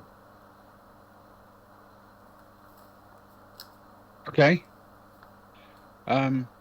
I can do that, no problem. I'll keep an eye on them anyway. I've got a message to share with you, but I don't know if there's anything you can do about it. Okay. Well, I don't know unless I know the message, I guess. I'll tell you if I can't. She fires a message across, and it's a forwarded message from March Temple. And it says, can you delay the jump by an hour? Ooh.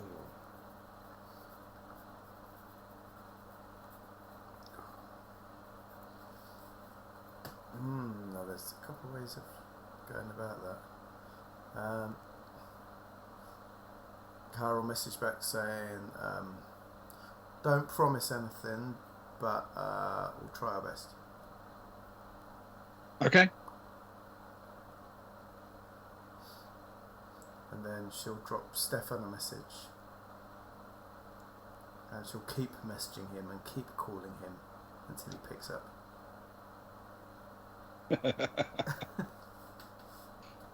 I assume he gets the message partway down a run, and at the repeated ringing when he gets to the bottom, it's just, fine, okay, and then he'll pull out his communicator. Hey Stefan, you having a good time? This is amazing. I'm having a great time. Good. How's everything? things are okay. Things are going well here. We're going hot tubbing tonight. Might be a bit after your bedtime, but yeah, the posse are getting together, heading down to the hot tubs. It might be a bit edgy, but we'll manage it. Don't worry about that. One thing I'm interested in. Do you remember March Temple? Yeah. So we've got this. You wouldn't know, but we've picked up this girl, right? And she's connected to the cult. They love her. They're sort of celebrating her. They're sort of stroking her hair and getting her in robes and getting her to sit in all the nice places. Well, Zoe says that she's got the shining. She's got the gift, you know. And Yeah. And Zoe doesn't want her. Zoe doesn't want her around them. She wants them. She wants her safe. And I think this is a deal breaker for Zoe, you know. And so she's got in touch with March Temple about finding a way to get the girl to safety. And she's asked if we can delay jump by an hour. Jump's supposed to be like in a few hours' time. Sort of just Okay. a bit before, about midnight, I'm guessing, by the maths of it all. So, I don't know, you're the man I first jumped to. I guess there's different ways. We could just straight up ask, or we could do some shenanigans, but you and I feel like the winning combo. I say you and I'm only calling us because Sarai's ignoring us. And,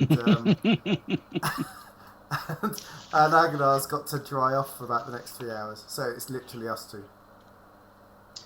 Yeah, sure. Haven't we? We've got an astrogation person, right? Do we know some? We know someone who knows about these sorts of things because Soraya. Oh. Oh yeah. Okay. I can You try- do have another astrogator. Oh, we do. Or some kind of engineer who knows something about jump drives. You know, like how to That's Soraya. kick up some issues. Sammy is also a navigator and an astrogator. Sammy might be good. We could get Sammy involved. Give her something to do. I feel like she probably feels a little bit sidelined. She's not part of the guard crew, and of course she spent those last couple of days really rank on the planet. It might be nice to get her involved. Yeah, stretch out the old muscles, get her back into the game, as Soraya would say on the bucketball tour. Ah, she would. Yeah, well, listen. I mean, that's my initial go-to, but as you say, there's plenty of options. Well, do you want to come up and we'll sit in the cross keys? I'll grab Sammy and we'll just quickly put our heads together about the best way to do it. Yeah, sure. I'll meet you at the cross keys. Okay. I'll head up. He'll run the mattress back to his room and see the mattress still there, and run them. We're quite close by, aren't we? So he'll run his mattress down to the cult area and dump it somewhere in their bedded area and run back up into the lift and run to the cross keys. Okay. While all that's happening, Cara she'll have got back to the apartment. We've gone down to the middle floor to find Sammy. Sammy! Okay. You in?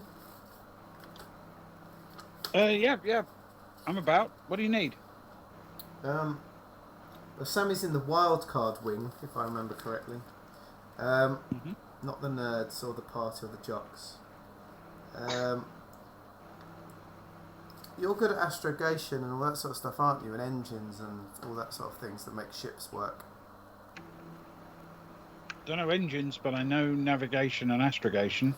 Are you interested in getting up above ground and sitting in a bar for 20 minutes talking about interesting things? Sure. Come Sure. along. I mean, you had me at bar. Well, there we go. Let's go up. We're going to meet up with Stefan as he sort of runs past wild hair and a mattress over his shoulder. Stefan's going to come and join us. Don't ask what he's doing now. I lost track. I was supposed to do something, but I forgot. It don't matter. He'll join us in a few minutes. Let's get a table. Okay. So you head over to the Cross Keys. You'll beat Sammy there by a couple of minutes, but only a couple of minutes. So by the time she gets there, have you already arranged her to have a drink waiting for her? Oh, of course. She sounded very excited about it. Yeah. It feels like brunch time, so mimosa's probably the right drink for this time of day. Especially she's been in the apartment the whole time. When, and this is just a question, when is it not brunch time? It's a very good question, then, to be fair. There must be a time when people are asleep. There's the most unpleasant time for brunch is when crumbs could get on your duvet. This is probably 5th brunch we're up to now, aren't we? I think so, but we haven't had 5 brunches. I'd hasten to add. No. That's all right, Socks. Welcome back to Grey Hill. We'll do a belated to Grey Hill. And It's great. And to brunch.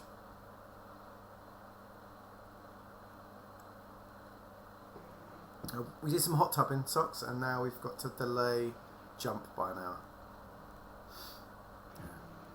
Just for balance reasons, I think. I got you mimosa, Sammy. I hope you don't mind. Tradition, after all. It feels like it's been your first one for a while after your sickness. How are you feeling? You fully recovered?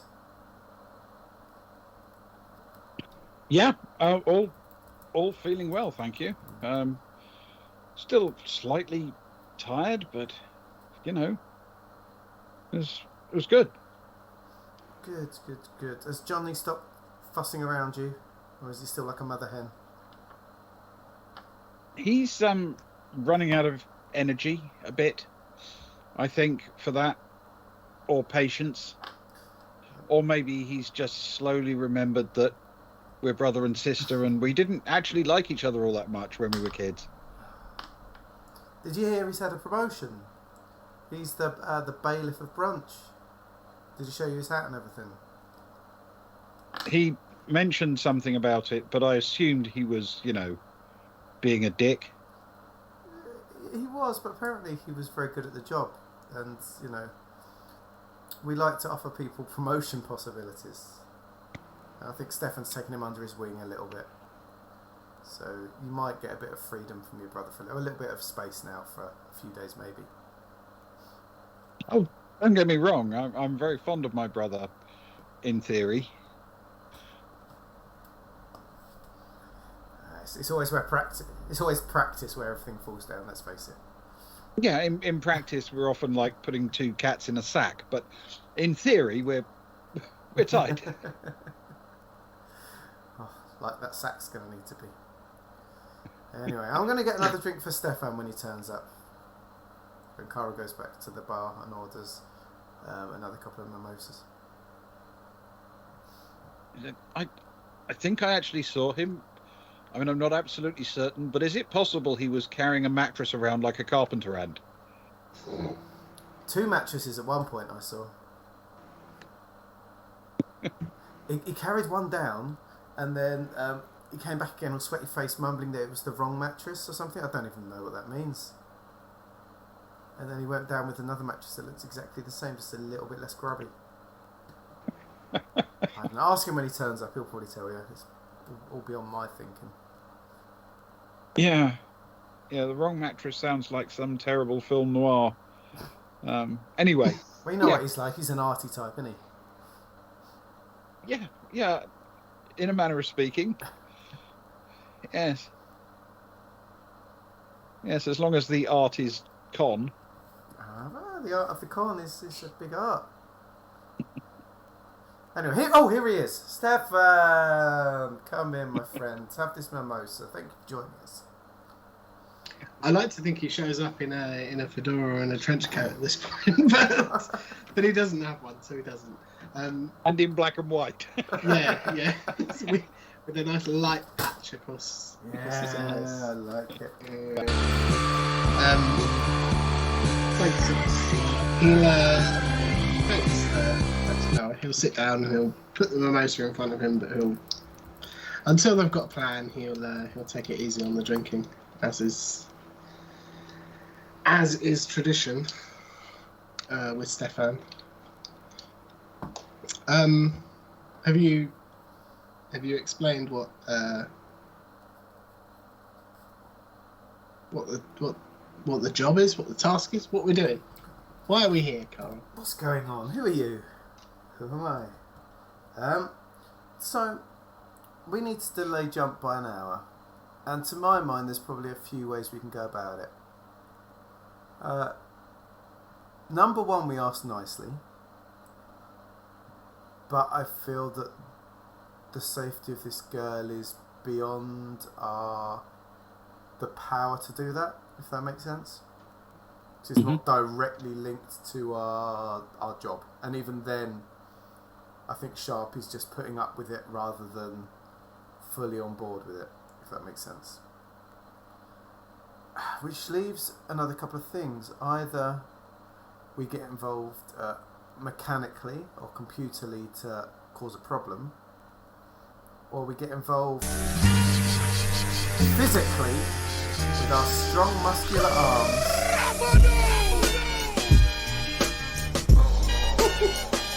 and we try and blind them with conversation.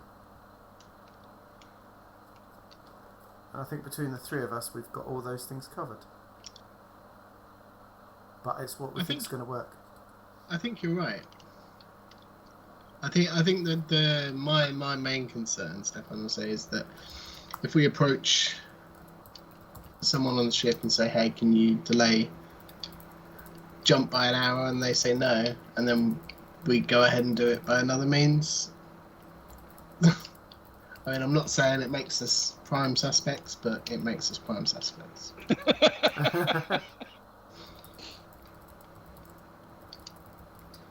Which, I mean,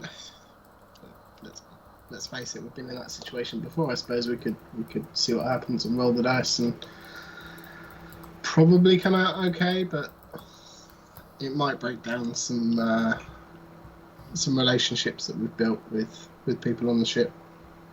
Maybe. I don't know. The obvious option is just to ask, right? And come up with a ridiculous reason why it relates to the safety of the cult, or keeping them separate. Oh yeah, sure. You know, like they've agreed to stay down in the quarters for the rest of the journey, but we need to wait an hour while this thing is delivered.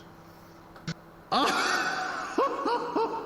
they won't stay down there without me. I don't know. Collection of film noir or something.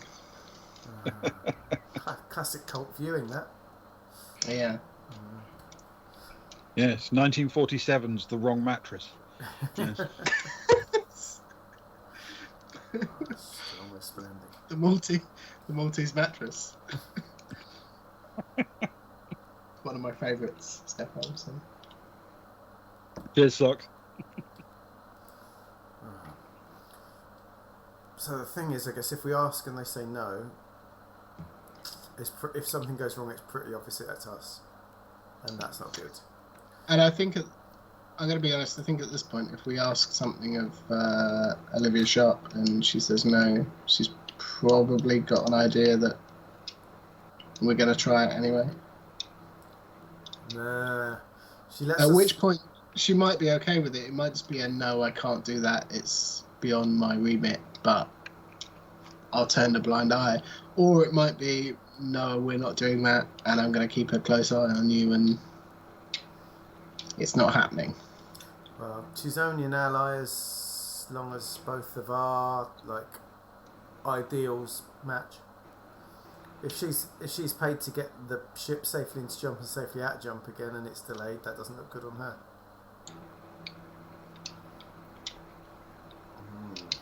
Yeah. That's true.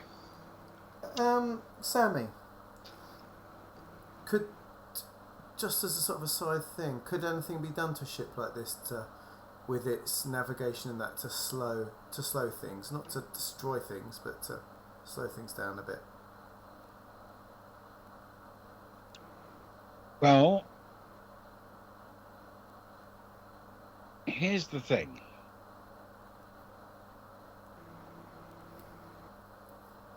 I'd be thinking about what makes a ship change its plan. So it could be a mechanical problem, needs fixing or whatever before they jump. It could be like if they have to wait for something to come aboard, which is presumably actually the reason, but we'd have to come up with something so important they couldn't leave without it, if you see what I mean.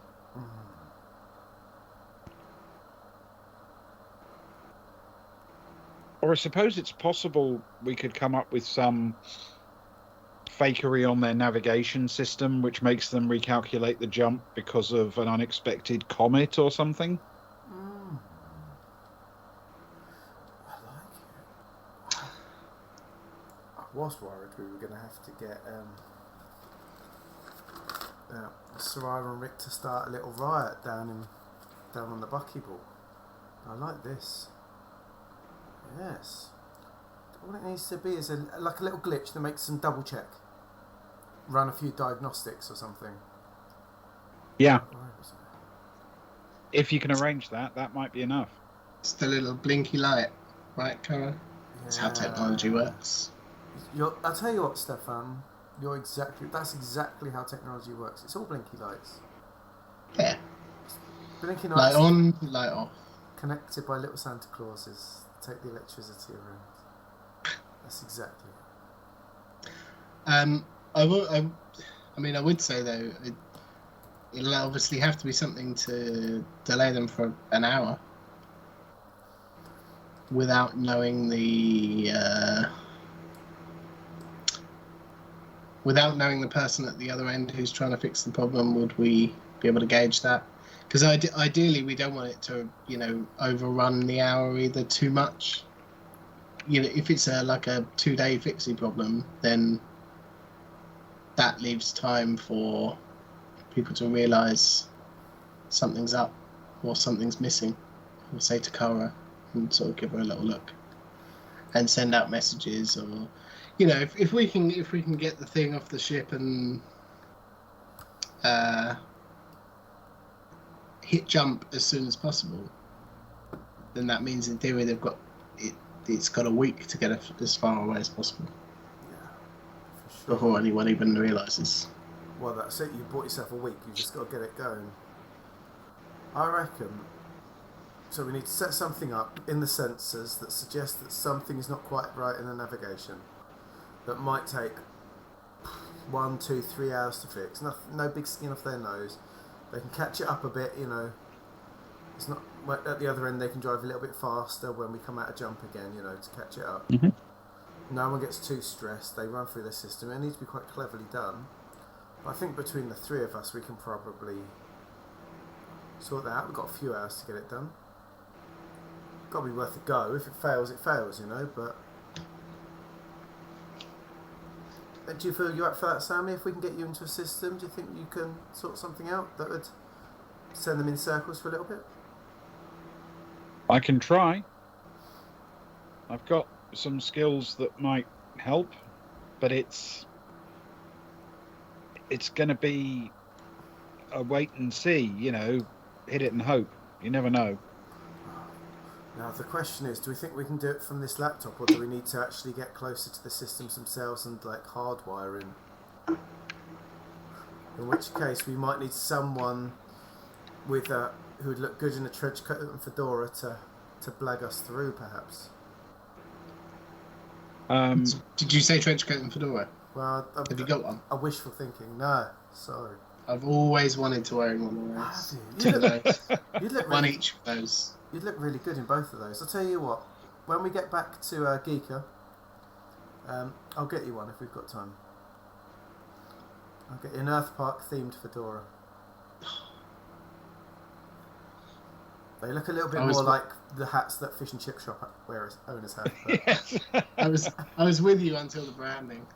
more a trilby than a fedora. Yeah, that's the one. So Sammy doesn't know whether or not it's possible to do it from the laptop, and she doesn't know what she could do that would make it work well enough to provide a delay but not cause a massive panic or anything. She's still thinking about that, but she doesn't know whether it's possible to do it by a laptop. However, her guess is you'd probably need to find one of the hardwired systems, throw up an error in the system, or make the literally cut a wire to an engine or something like that, or throw an electronic shadow up that would cause concern. But either way, you'd probably need to be in the hardwired systems. But she doesn't know that for a fact. It's a guess.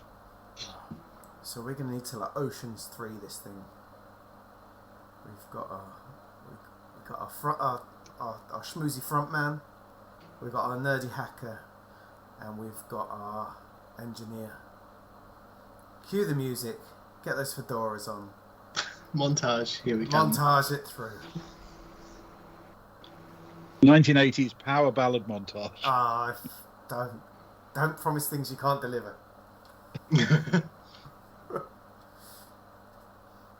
you can, so Stefan, we need to look up where the place would be. Sammy, if you were navigation, where would you be? If you want to hit navigation, it's going to be right up at the front of the ship. Oh, the front of ship. My favourite part Front of ship. Essentially hardwired into avionics, but there are navigation sensors all over a ship this big. That's true. So you don't necessarily have to get in there. You could get to anywhere on the ship that has a nav sensor in it. That seems less risky. That seems like there's probably little things you can open up here, there and everywhere, I would imagine, as opposed to that. That looks good. Bear with me a second. Cara would like to try and find some schematics on the laptop, if that's okay. Okay. Can you do an electronics computing check, please? Yep. With intellect. Should be okay. That's an 8. 8 plus 4 is 12. A 12. Okay. All right. You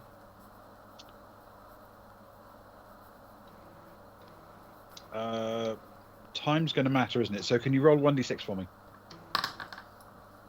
It is a 3. Okay.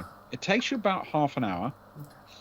So the clock's now rolled forward to effectively about 2 hours after the start of your shift. Okay, so 8 p.m. 8 p.m.-ish at this point. And it takes you about half an hour, but you come up with some workable schematics for the ship, yeah. Okay. She sort of slides the laptop over to show Sammy. Says, "Tell me what I'm looking at, Sammy."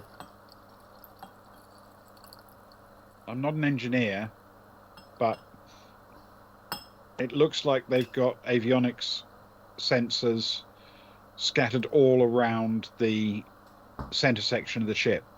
They're probably measuring all sorts of things, but most likely is like collision detection and things like that. I guess if you could trip one of those and make it say there's something really big right next to you when you're about to jump, they'd have to, investigate, check that it was a broken sensor rather than a actual danger, maybe. That is a very good call. So it looks around. Is there one that's sort of relatively dark corner that isn't like right in the middle of security or anything like that?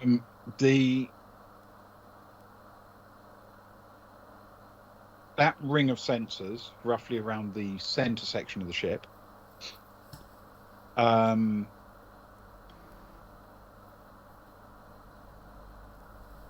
of them are in what you call dark corners inherently, but they're all at the bottom of individual lift shafts down through those inspection hatches at the bottom.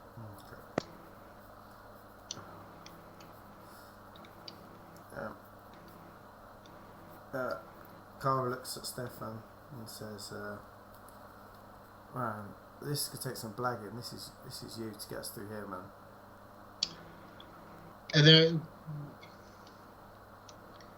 Is there any security on the hatches? Can you tell that from here?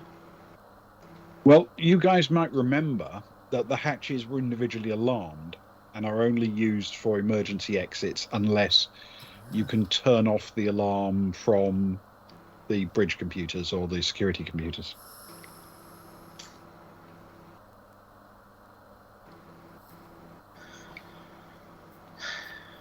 Seems like a computer thing, which is not good because from what we know, you need somebody at security to turn off the alarms, and then you need somebody to get down there with a computer to do the deed.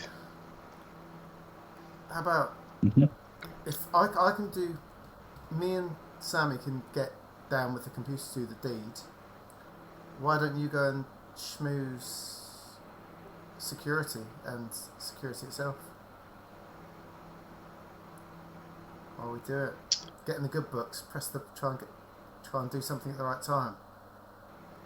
Did anyone get a good look in that security room last time we were? Because we were in and out of there, right? We all walked down that. Yeah. How many people are we talking in the room? Give or take, to our knowledge. There were a number of offices, including a couple of sort of meeting rooms.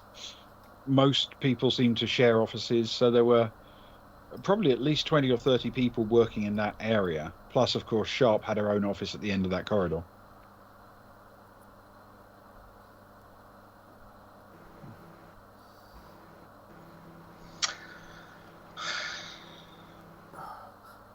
You could have a reason. Yeah. I was going to say, if you can get Sharp away from her office to meet with someone. Okay, now we're talking.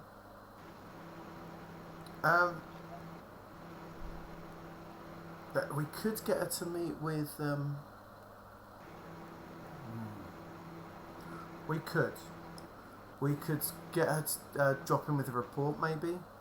We could get her to meet. She said that she'd come around as needed. We could get Agnar or maybe Zoe, if someone's happy to switch with Zoe briefly. To give an update on how things are after the first 10 hours, I guess. Some findings, so we could talk a bit about. Zoe's good at talking with people, the situation. We could get Agnar to talk about his security plans for the hot tubbing. Yes, this is possible. I think we can get her away. If we can get her away, you feel confident? How much time have we got? We've got about, if it's 8:30ish, we've got about 3.5 hours before we need to have an alarm pinging. Around about 3.5 hours ish. Probably a bit more than that, but not much. Can we spend a bit of time? Can you run through with me on the computer what I'll need to do to turn the alarm off? Yes. The basic. Yeah. This. What number patch I'm trying to shut down will be good as well. I'll write it on the back of my hand and hope that I don't sweat too much. The usual. Oh, it's cool. Pull up the sleeve and it's all a blobby mess. So, exactly. You'll need anchor points for your suspended harness to hang from the ceiling. Exactly. I mean, at no point do you need one of those, but you have to have one of those. Yeah. I mean, what's the point in doing it if you're not going to have one? And then maybe if I can get an extra half hour, 40 minutes after that, just to sort out a backup plan, I guess, maybe. That'll be good. But if not, we'll roll with it. I think it's a good idea. I like it. I like your thinking. Yeah, grab another round. I'll run you through this computer stuff. We'll get in touch with Agnar. Sort of play on the plan to him about getting a sharp away. And we'll see if we can set it up, see if the timings work. Yeah. I mean, okay. If we could find out, if he asks her and she's busy, try and find out where she is, because if she's busy somewhere that's not her office, that would work too, right? Yeah, sounds good to me. Okay. Perfect. I'll get the drinks. Good stuff. All right. Okay. So you've come up with a rough plan. You want to lure Sharp out of her office. Yeah. Then when she's out of the office, use her system to switch off an alarm on one of these access hatches. Yeah. Gain stealthy access to the access hatch without people noticing or causing any alarm. Pop it open, get into the systems behind it, and cause an error in one of the proc sensors. Yeah, that is the loose plan. Yeah. That is the plan. Okay. Then with that on the books, I think we should call it for tonight. Oh. And next time we'll actually do the whole thing as a dead run. Oh no! Don't use the word dead. Wait, we don't get practice. We want to do it in virtual reality and then it to go wrong, but it to flash up and prove that we were safe all along. Yeah. That'd be good. Yeah. Thank you, guys. Oh no, thank you very much, Ben. It was much fun.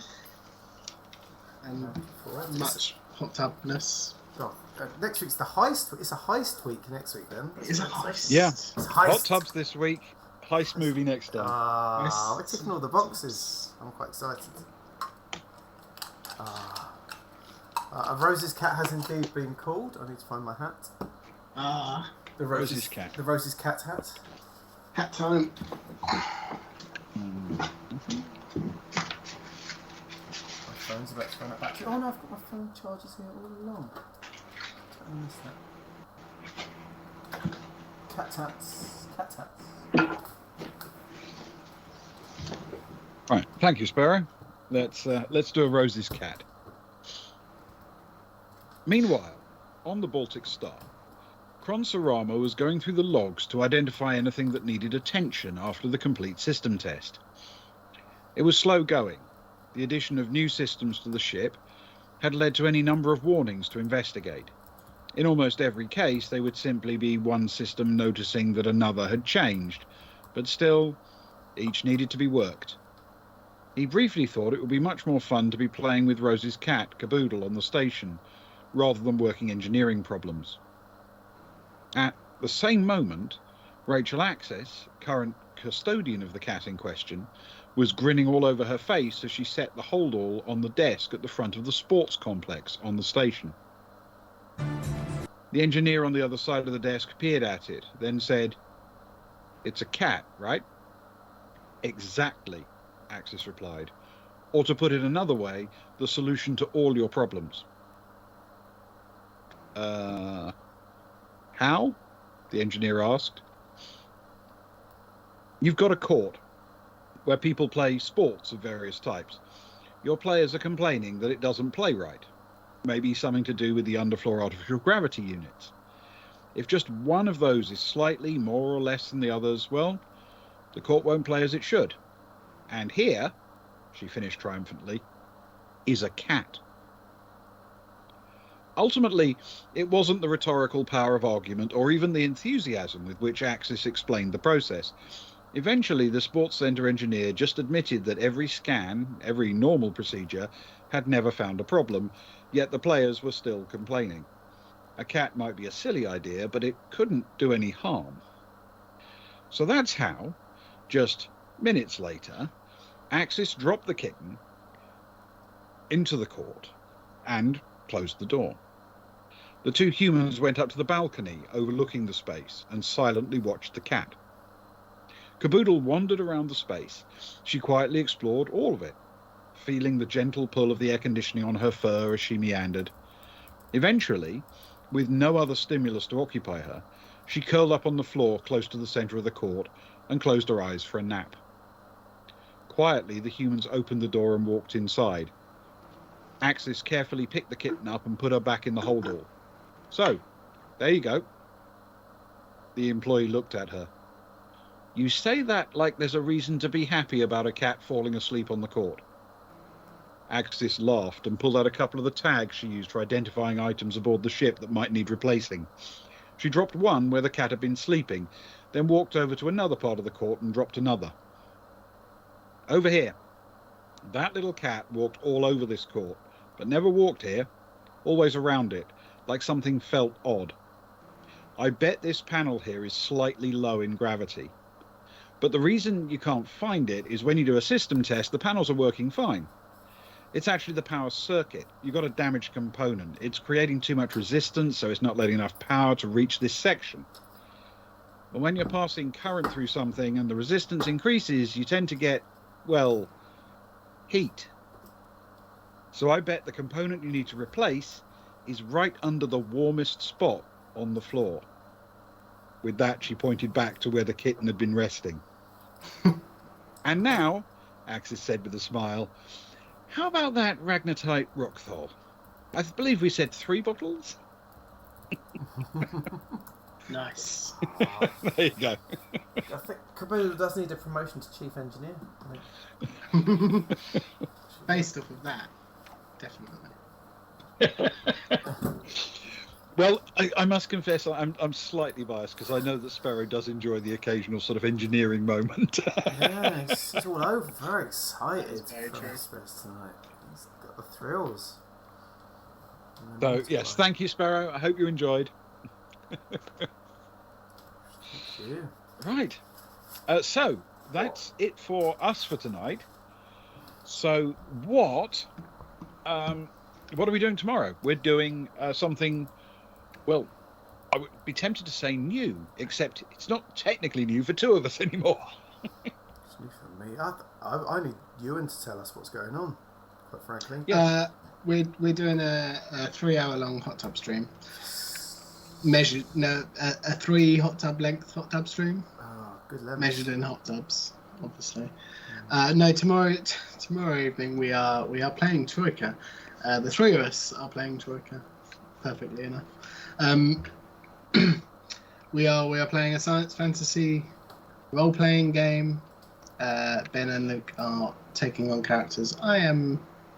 I forget the name that I came up with now. I am GMing the game. The golden carpet. The Golden Barge Driver. The golden barge driver. As homage to the bus driver. Yes, indeed. Which I quite liked. Yeah.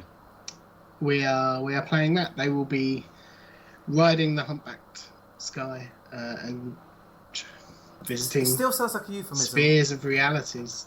The whole thing is full of wonderful euphemisms, Luke. You will soon learn. Don't worry. Though not tomorrow. Tomorrow we will be going through the starting adventure, the tutorial mission. I know Luke loves a tutorial mission, so we will be. They're his going through favourite thing. that. They are indeed. His With a absolute favourite whole thing. lot of me thrown in because it's very loose around the setting and loose around a lot of things. So we'll see how it goes. Hopefully we'll have fun. I'm But that's sure the we plan. will. I'm looking forward to it. Yeah. Yes, I think we will enjoy it greatly. So that's 11 o'clock UK time tomorrow evening.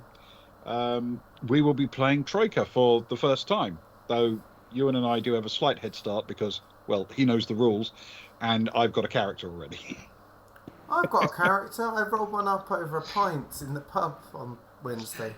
Well, true. that's nice then. Yeah. And one we'll- else we'll knows look- it, though.